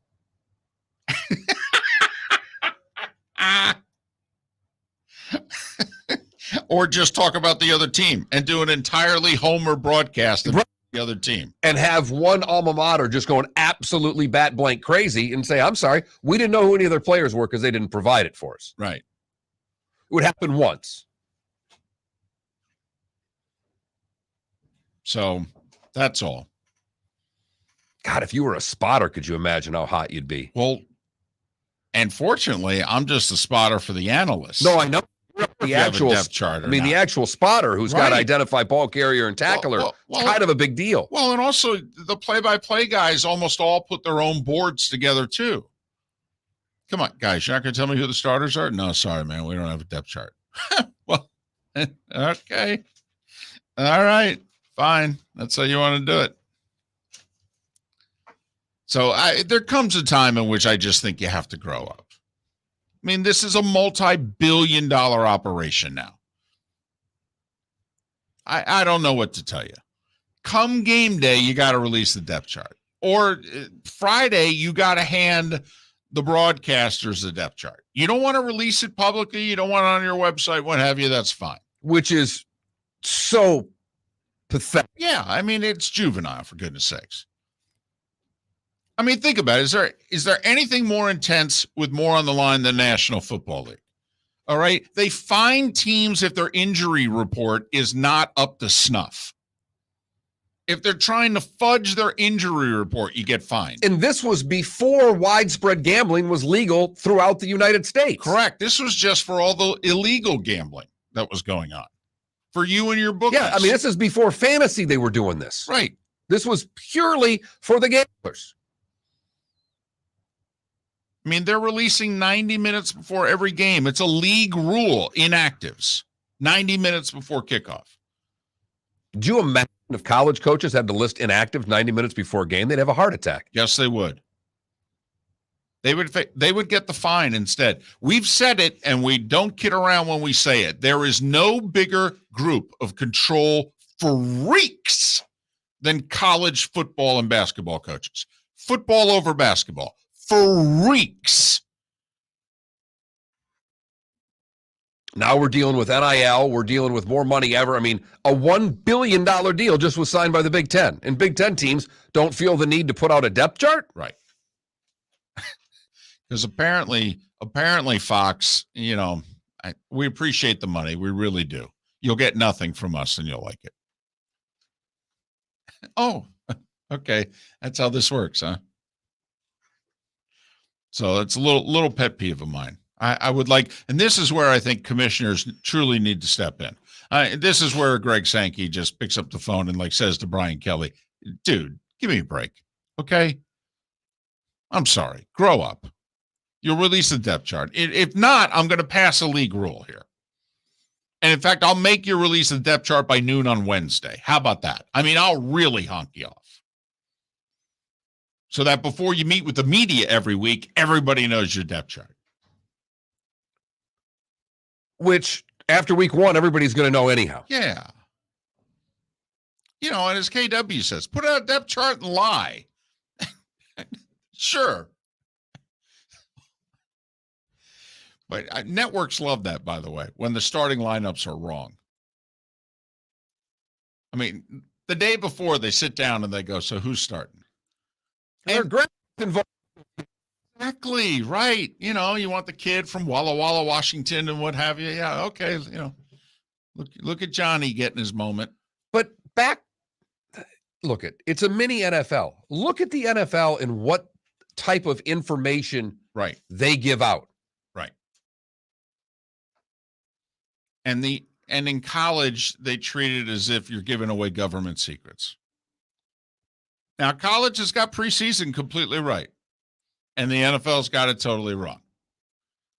But it's just a pet peeve of mine, and where not just that it affects the broadcast and what have you, and obviously I have a vested interest in that, but I just think it's bad for the fans. I mean, seriously, you can actually go to your team or some opponent's website and you go and you look up depth chart and they won't list it. Come on. It's 2022.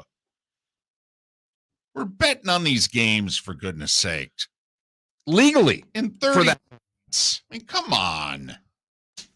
Enough already. All right, I feel better. Thank you. Good. Miller and Moulton, the Florida Sports Network. Golfers, are you bored of the same old driving range warm-up routine that's not getting you the results that you want on the course? Power up your golf swing by adding resistance bands to your range sessions with the Orange Whip Golf's Power Strap Kit. Featuring band attachments to your feet and hips, Power Strap resistance training will boost club head speed, increase power, improve flexibility, all with just a few swings. Buy a Power Strap Kit today. Go to orangewhipgolf.com and use code Miller10 to receive an additional 10% off the already great price of $119. David Moulton for Napa Auto Parts, and Napa Filters. Insist on Napa Filters for your vehicles, or if you're a do-it-yourselfer, only buy Napa Filters. Napa has a filter for almost anything on earth that moves, whether it's motorcycles, foreign and domestic cars, vans, SUVs, earth-moving equipment. You get the idea. Napa Auto Parts, Napa Filters. Insist on them for your vehicles, or if you're do-it-yourselfer, only buy Napa Filters. Mark Miller for SWFL Golf Carts, or online, flgolfcarts.com. If you're looking for a golf cart, an e-bike, or an e-motorcycle, go visit Alex and the gang at SWFL Golf Carts. flgolfcarts.com online. Check out their whole inventory. If you're looking for a custom cart, they can take care of you. 2-seater, 4-seater, 6-seater, they've got you covered. E-bikes, nobody better for value and service. E-motorcycles, check them out. Again, FLGolfCarts.com. FLGolfCarts.com. Bring your big mouth to John Smith Subs and indulge in their overstuffed subs with the freshest quality ingredients. Enjoy our famous steak bomb with perfectly grilled marinated sirloin steak topped with provolone cheese, grilled onions, peppers, mushrooms, crispy bacon, juicy tomatoes, and creamy mayo. Boom! Made-to-order crispy fries can be paired with the Gator, the Cuban, the Chicken Bomb, or the Italian. Love local. Eat delicious with John Smith Subs. Find a John Smith Subs location near you today. You are listening to Miller and Moulton on the Florida Sports Network.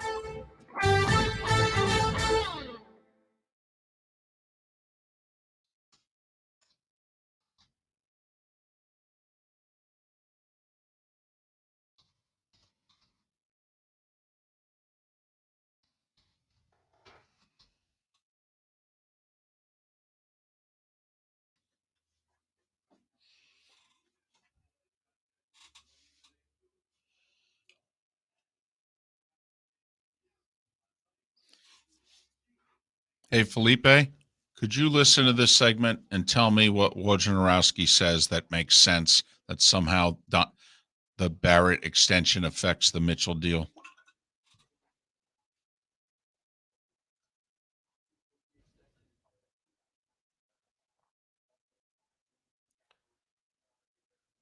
Do you have a microphone on right now? Because it's coming out this speaker. I don't think it is. I think It isn't? That's the TV. It's that loud? Yeah. Wow, that's loud.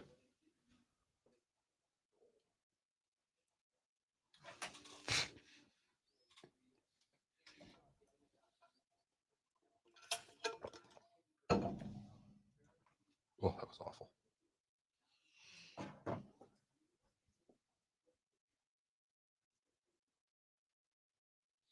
Want to do the FAMU story here? Yeah. Or do you just want to rehash this for 10 minutes? Save FAMU for tomorrow?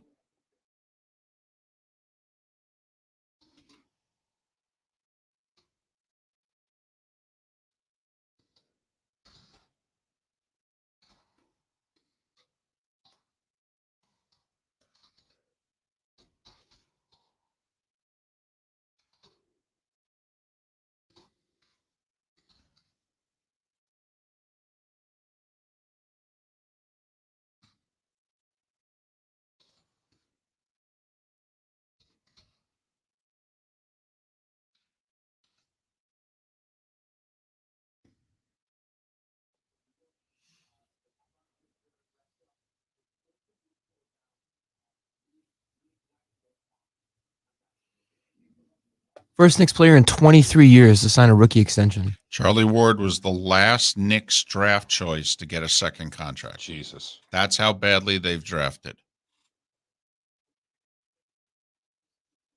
I mean, I can go through the list. It's stunning.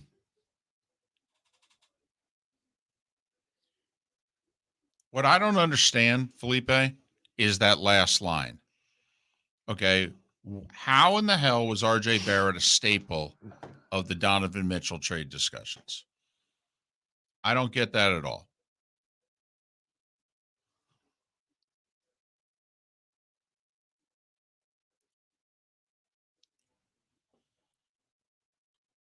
Now he's saying it's unlikely. Yeah, no kidding.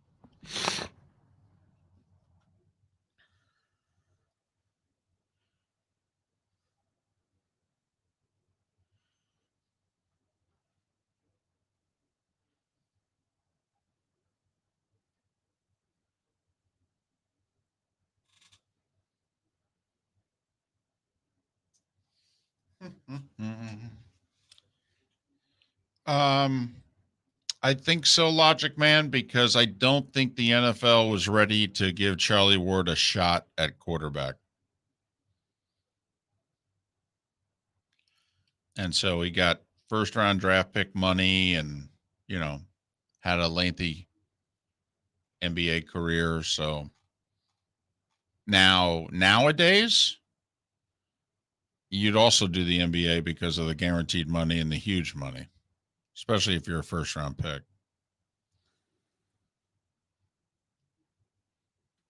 Yeah, this Mitchell thing is all speculation. That's all I'm hearing. Like, oh, it's possible, but it might not happen. Well, no, my thing is that he's reporting that RJ Barrett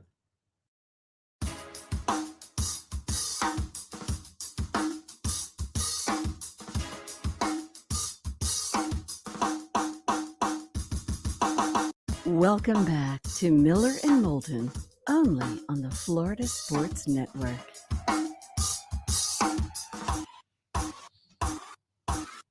It's 21 minutes past the hour. Miller and Moulton, Florida Sports Network, floridasportsnetwork.com. What's our poll question? Florida or Utah? I mean, it's that simple. Who's winning?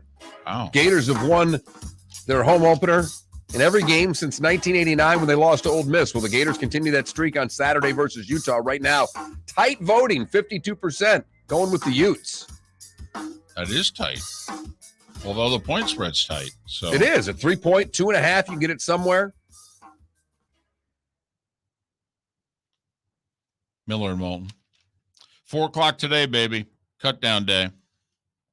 One of the little games that I'm fascinated by, but then again, I'm an English muffin guy. I'm a nooks and crannies guy. There are a lot of young quarterbacks that teams like. By the way, did you see the Lions are cutting everybody except Goff at quarterback? At 4 o'clock today, there's a strong possibility the Lions are only going to have Jared Goff on their roster at quarterback. Good. I watched that preseason game.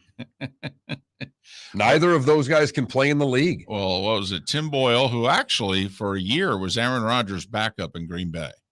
It's a safe backup position. Aaron Rodgers plays every game. Well, for the most part, he does, yeah. And what with David Blah or Wow. Blau? Yeah. He blows. Yes, Nice. he does. Well done, Felipe. So they're gone, and they got nobody else. But like the Dolphins, they got this kid they drafted in the 7th round, right? And Who was the MVP of preseason? Yes. right? Is it like Skylar Williams or something like that? Thomas. Skylar Thompson? Thompson. Skylar Thompson. So after the final preseason game, McDaniel's at the presser, and he just flat out says, he goes, yeah, I don't know if we're going to be able to practice squad this guy. I think the secret's out. And there's 3 or 4, the Zappy kid in New England that they drafted in the late rounds, and people were going, what are you doing drafting him? You got Mac Jones. Well, he tore it up. And so now are the Patriots going to carry 3? Belichick hates to carry 3. So a couple other. I would feel a little bit more safe than these coaches are because, yeah, you have Detroit, but who needs a backup? I don't know if anybody's going to be taking a rookie saying, well, this is my number 2. This is what I'm going with. There aren't a lot of teams that are carrying 3.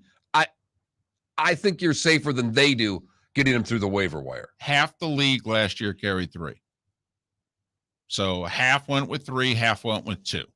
So that's your gamble.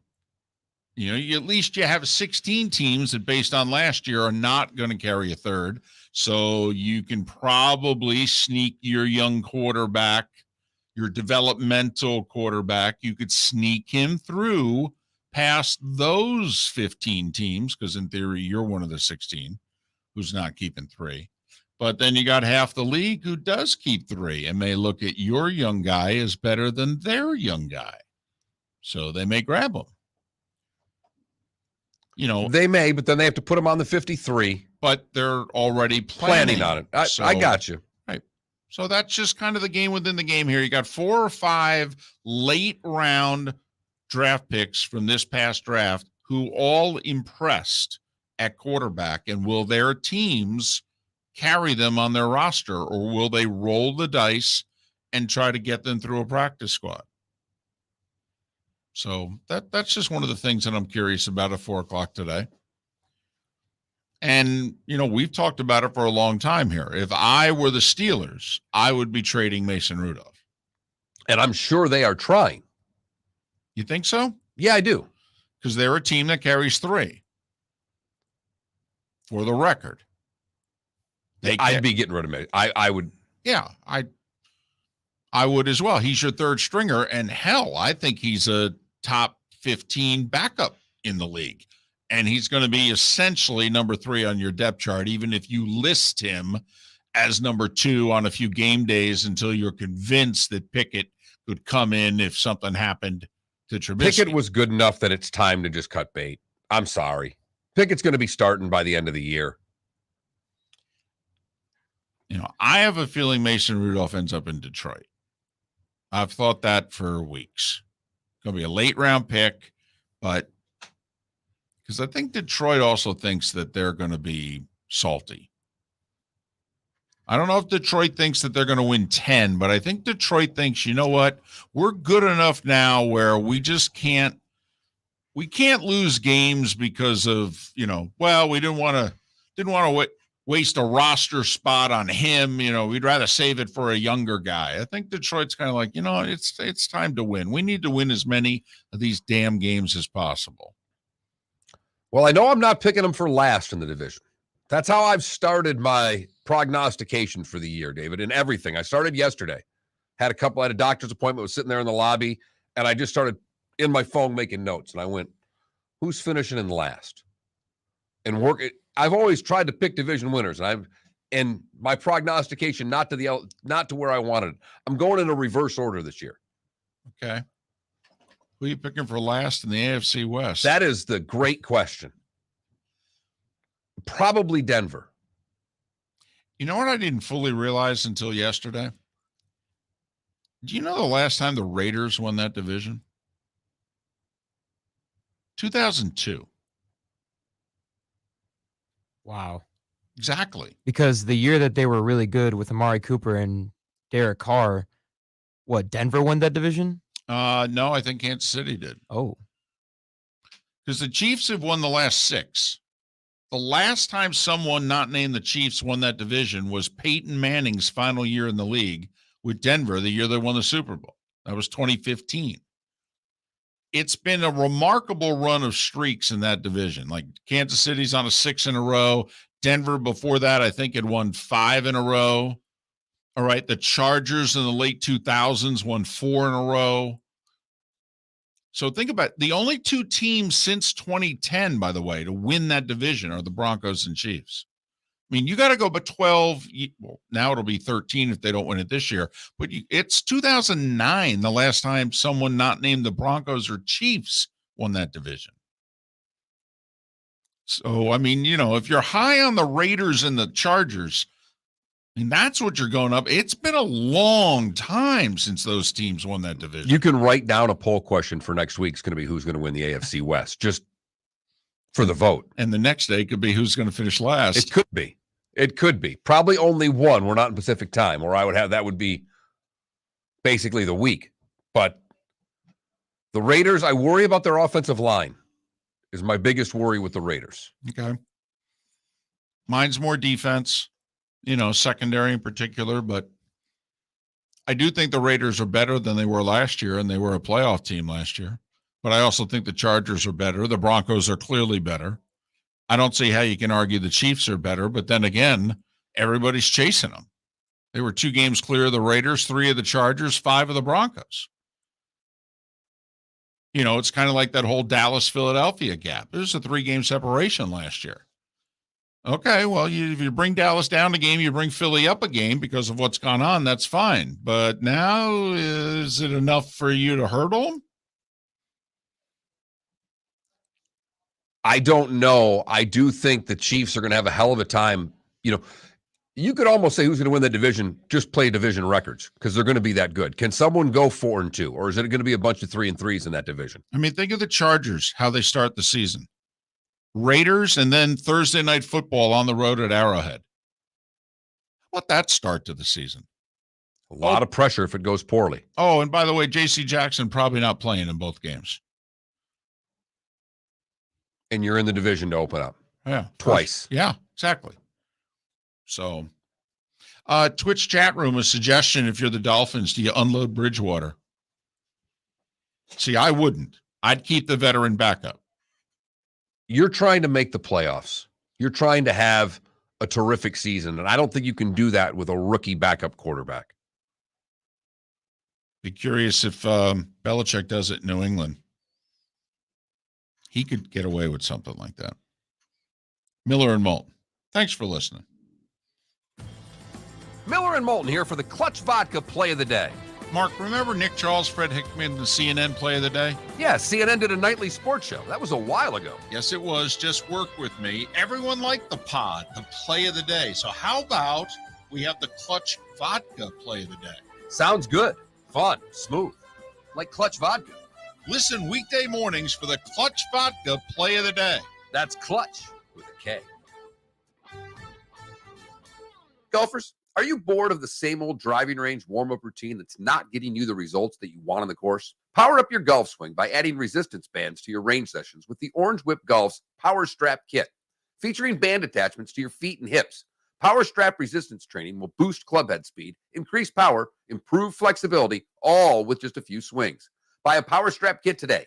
Go to orangewhipgolf.com and use code Miller10 to receive an additional 10% off the already great price of $119. David Moulton for Napa, Napa Auto Parts, and Napa Filters. Insist on Napa filters for your vehicles, or if you're a do-it-yourselfer, only buy Napa filters. Napa has a filter for almost anything on earth that moves, whether it's motorcycles, foreign and domestic cars, vans, SUVs, earth-moving equipment. You get the idea. Napa Auto Parts, Napa filters. Insist on them for your vehicles, or if you're do-it-yourselfer, only buy Napa filters. Mark Miller for SWFL Golf Carts, or online, flgolfcarts.com. If you're looking for a golf cart, an e-bike, or an e-motorcycle, go visit Alex and the gang at SWFL Golf Carts. flgolfcarts.com online. Check out their whole inventory. If you're looking for a custom cart, they can take care of you. 2-seater, 4-seater, 6-seater, they've got you covered. E-bikes, nobody better for value and service. E-motorcycles, check them out. Again, flgolfcarts.com. flgolfcarts.com. You were listening to Miller and Moulton on the Florida Sports Network.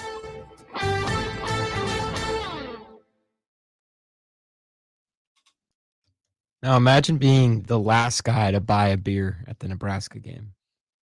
Then they go, you're like, You're walking away. what the hell? What? Mello, I'm with you, by the way. I think to some degree, I feel that the Knicks are negotiating against themselves. I would have no problem if I'm the Knicks basically putting my offer or two offers out there to Danny Ainge and saying, pick whichever one you want, but you're not getting any more. It is just so funny how bad the Knicks are. It is laughable. You can't help but laugh. Huh. Not if you're a Knicks fan.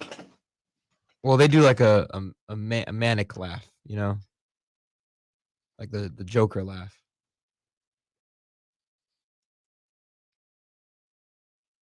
But see, NBA teams do training camps in about 3 weeks.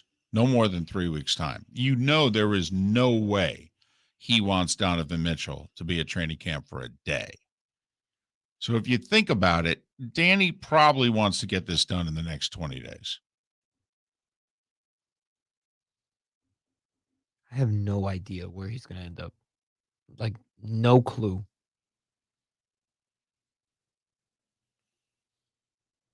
I think there's a chance it's Charlotte, but I would bet on the Knicks. What is this Wednesday shotgun shit? I am so pissed off about this. My favorite day of the week to play golf, and they've changed the damn thing around. It's a shotgun now? Yeah, at 8:30. Oh, well, that sucks. You think? So that means, and you just can't show up at 11 and play, can you? No, because they'll all be out there. I can play at 1 when the shotgun's over. So it's a full course shotgun? Oh, that sucks. But I don't know where it came from. I don't know where this... Obviously, you could use Donovan Mitchell, but if you're the Knicks, do you really need him? Well, there's a couple things here that I don't think you fully grasp. Guys don't want to play in New York. And Mitchell does. Brunson does. Barrett does. All right. So if I'm inclined, wow, you actually want to play here. Okay. He does make them better. Oh, of course. I think it's just the price tag. Right. Like I would not. We've agreed on this. I would not trade RJ Barrett for Donovan Mitchell. No, and they're not. And I think the Knicks, by the way, signed RJ Barrett to trade him. Maybe not this year, but next.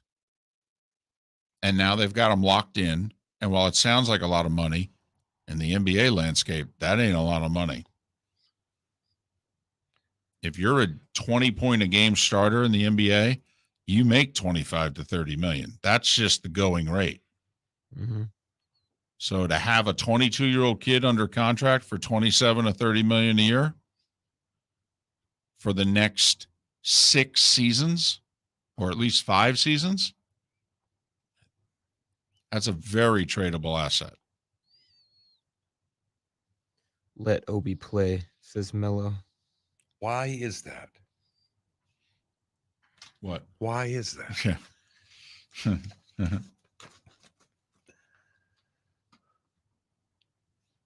I hated that Obi Toppin pick. Yeah, I hated it too. I I hated wanted it. Halliburton badly. Yeah.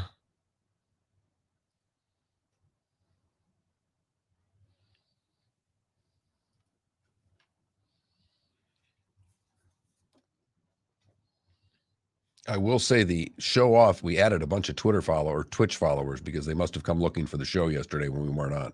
Mm-hmm. Interesting. Okay. If they show that clip of this guy. Oh, okay. Good. I told you about, I told you about the Nebraska rant. God, that made me laugh. 4 minutes. Doing this in a bathroom because God, that's good. 17 and 17 and a half. Right. So Notre Dame and Oregon. I mean, come on. 10 seconds.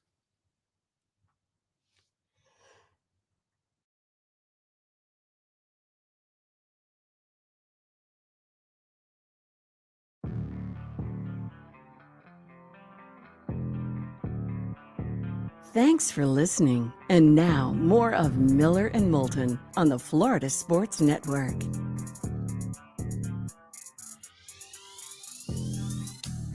"22 minutes before the hour, Miller and Moulton, Florida Sports Network, floridasportsnetwork.com. Bud Elliott, Seth Everett, both on the show tomorrow. Bud likes to gamble. Yeah. And lately he's been pretty good at it.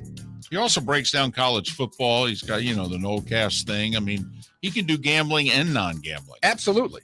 But he likes to prognosticate when it comes to college football. So looking forward to seeing what Bud has for us tomorrow.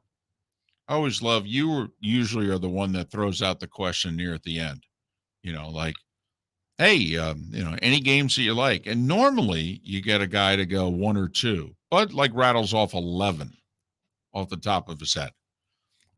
And they're over half of them are not Power 5 games either. Well, I'm liking South Alabama laying the 13 and, you start going through the Sun Belt and the MAC and what have you. It's like, oh, okay. Speaking of numbers, did you happen to see, I think USC is like a 31.5-point favorite. They won 4 games. I know it's Rice, but this is a team that won 4 games a year ago. Some think they're going to win 10 this year. That quarterback, that coach, that conference. Just saying. Oh, no. I'm with you. But let's face it, USC and Texas, don't they have to be the 2 schools in which you look at and you go, hey, no offense. Don't take this personally. But I'm not trusting you. And if they do 10 this year, do it again, like Michigan. Finally exercise their demons. They beat the Buckeyes. I'm not expecting them to do it this year. Right. They have to travel to Columbus. This is a loaded Ohio State team. Correct. But if Michigan enters that game at 10-1, well, okay, there you go. Now you're on your way. If they enter at 11-0, even better. How about this? What if they're 9-2? They lose, they win their bowl game. It's a 10-win season. Does that count? No. So that's not good enough. No, it's not good enough for them. Well, I'm just asking. I mean, Just 9-3 is not good enough for them because that means that they will have lost to some combination, 2 of the 3 of Iowa, Michigan State, Penn State. Yes. And 2 of those 3 games are at home. Mm-hmm. So I could see where, all right, that's not good enough. So basically, you're saying the standard is a 10-win regular season. Yes. What about for Texas and USC? 9-3 in a bowl win to get to 10. For Texas, I think that would be better than it would be for USC, believe it or not. Why? Because they went 5-7 last year? No, because one's got Alabama on their schedule. Well, that is true. Week 2. That seems like a loss. That's my main reasoning behind it. If I'm not mistaken, I don't think USC has a whole lot on their schedule. I mean, USC should be able to do that, David. Well, they got Notre Dame, right? Yep, at home. Yeah. It's part of the sneaky schedule for Notre Dame. That's why. It's the last game of the year for Notre Dame, too. By that point, USC should have everything going on that needs to be going on. For some reason, I got 8-4 in my head with Notre Dame. Preseason top 5, top 6, top 7 team in the country, according to all polls. I don't know. I got 8-4 in my head. I mean, they're going to lose to Ohio State. Right. Like you mentioned, by the end of the season, USC should have it together. They have Clemson on their schedule. Okay. I mean, They have BYU on their schedule. It's in Vegas. What a game. BYU and Notre Dame in Las Vegas. You've got to give the edge to the Catholics just for the amount of alcohol they'll drink. There's not a lot on this Notre Dame schedule, though, other than that's scary. Okay. So I think So if it's not 9-3, they've done something wrong. All right. I got 8-4 in my head for some reason, though. First year head coach. I think people are just glossing over like Brian Kelly can't coach. I do agree with that overall sentiment that Right. somehow all his accomplishments from Grand Valley to Cincinnati to Notre Dame, where all he did was win 10+ games every damn year he coached, that he can't, that Notre Dame just keeps on keeping on without him. I'm with you there. I mean, I understand. They love Freeman, great recruiter, the whole deal. Hasn't coached a game yet. And none of those recruits are playing Saturday, as far as I know. All the recruits he's going to be bringing in. So we'll see. Hope I'm wrong. It's time for someone to take back this segment, if for no other reason than to stop David from talking about Meghan and Harry. Here's Mark Miller with Today Was the Day When. David, we start today in 1905. Ty Cobb makes his major league debut with a double in the Tigers' 5-3 win over the New York Highlanders. He got a lot more hits after that.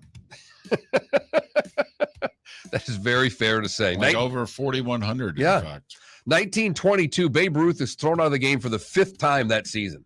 Must have been arguing a lot of balls and strikes in 22.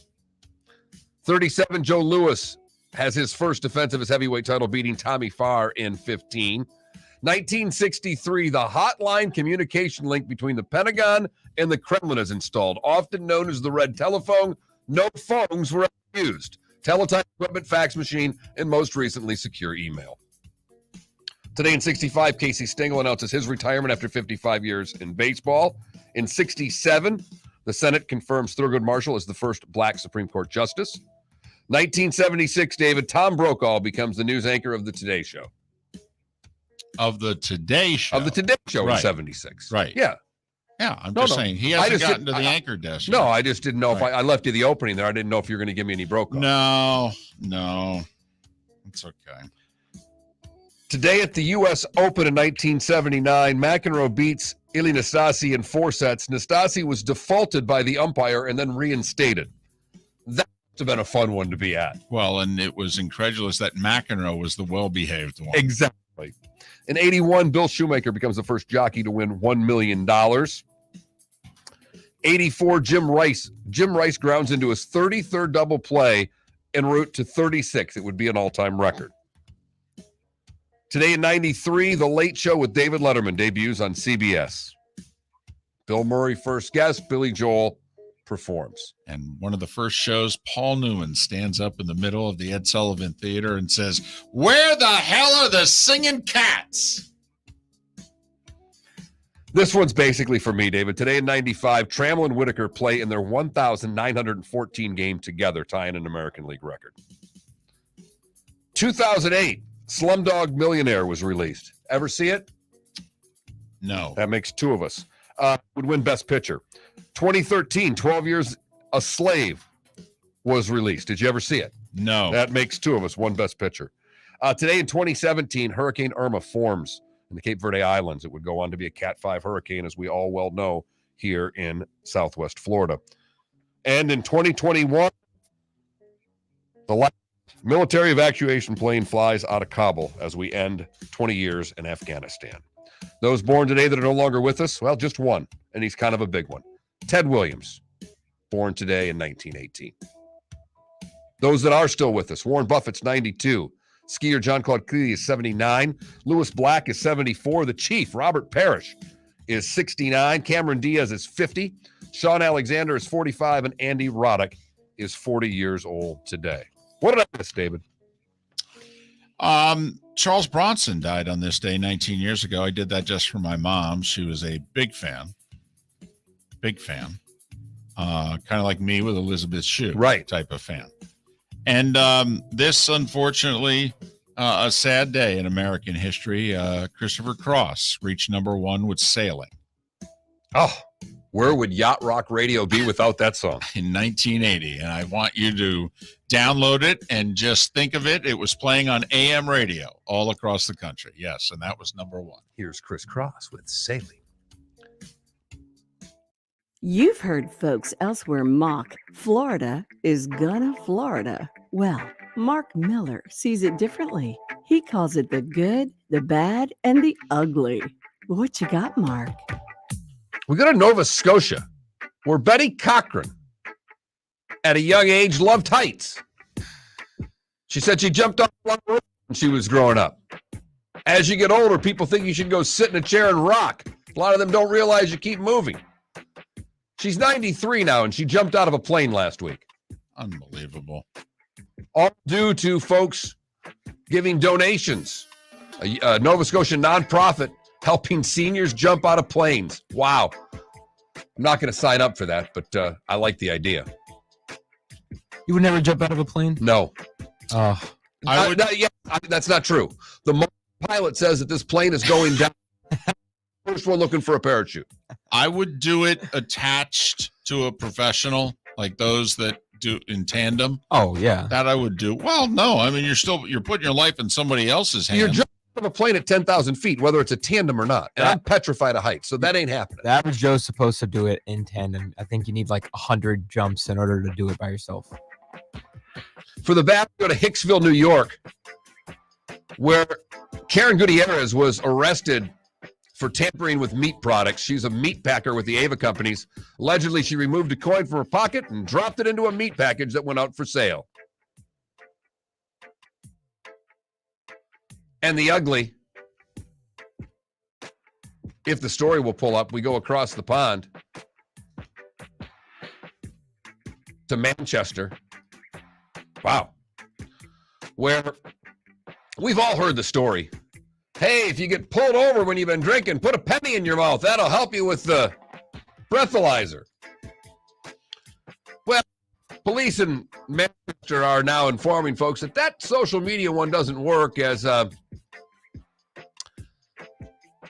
passenger was pulled over, and before he gave a breath, shoved a load of coins into his mouth and then proceeded to blow well over the amount of legally driving in England before being taken to jail.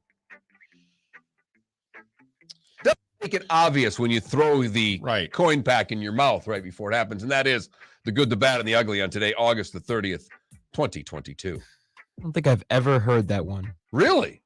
No. It doesn't work. Yeah, I wouldn't imagine it does.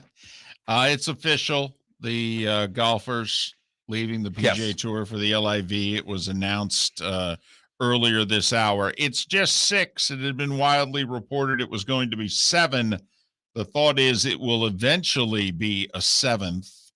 But Cam Smith, Joaquin Neiman, Mark Leishman, Anirban Lahiri, Harold Varner III, and Cameron Tringali all join LIV Golf. All will play in Boston this week. Mito Pereira, who right now is on the international team in the President's Cup, he reportedly is holding off on joining the LIV until the President's Cup, which is at the end of September, takes place. Smith and Neiman were on the President's Cup team, and the PGA of America had said, hey, you know, and the PGA Tour, That's going to be a hell of a President's Cup this year. ooh, boy, a whole bunch of the internationals that are on the LIV. Just change it right now. PGA versus Live Golf. Ought be. Every 2 years would be fan-flipping-tastic. Oh my gosh. They should do that. Yeah, should. They won't, but they should. They would both make money. Well, if on the PGA Tour, the only way I'd do it is the LIV doesn't get a dime. Sorry, you want to do it? It's in the States. We run it. We profit from it. You guys don't get squat. The LIV Tour gets squat. You want to do it? You do it on our terms. I mean, because think about, if you're the PGA Tour, You have no of doing this. You're helping Live Golf. Well, financial. The only benefit is you're just putting cash in your pocket. But God forbid in the first one, they beat you. And they could. It's golf. Of course they could. And their players aren't half bad. Because here's the other thing. If you're the LIV, do you say, well, we'll do it, but only against the Americans? Make it so it's the PGA Tour, but it's the U.S. part of the PGA Tour. Because what does that do? Well, it takes Rory out of the equation, takes Rahm out of the equation. I wouldn't be interested. I need Rory in this tournament. Okay. But because DJ or Koepka beats Rory, the snark that they could be putting out would be gold. This is kind of like, this would be for golf how the Super Bowl came about. Remember, we didn't have the merger yet. And the NFL agreed to take on the AFL. Lombardi spoke about the pressure that he felt in those first 2 Super Bowls. And think of the pressure that would be on the PGA Tour in a President's Cup against Live Golf. It would probably help them in the Ryder Cup because they would feel like, well, hell, this is nothing. You know what the real pressure event it is? It's when we play those other guys. Right. Play our buddies in the Ryder Cup from Europe, and we're all friends. Right. Of course, the funny thing is, I think the European Ryder Cup folks are going to invite some of the LIV guys. I do. I don't think this reconfigured PGA Tour is sitting all that well with the DP World Tour. The DP World Tour is letting some of their Europeans are on the LIV Tour play in their DP World Tour events now. I got a feeling Rahm publicly said, I want Sergio and some of those guys on our team. It'll be interesting. This could be Rahm versus Rory. Rory may have it because he's got Tiger in his pocket on the PGA Tour. This could be Rahm versus Rory with the Ryder Cup. Rory will win that one too. We'll see. I think the next one's where? Italy? Spain? Where's the next one? We'll see. Would be fascinating to see them pick up Live golfers for the Ryder Cup because it would make even more animosity for that event. And Miller and Moulton, Seth Everett, and Bud Elliott tomorrow. Have a great rest of your day. Miller and Moulton here for the Clutch Vodka Play of the Day. Mark, remember Nick Charles, Fred Hickman, the CNN Play of the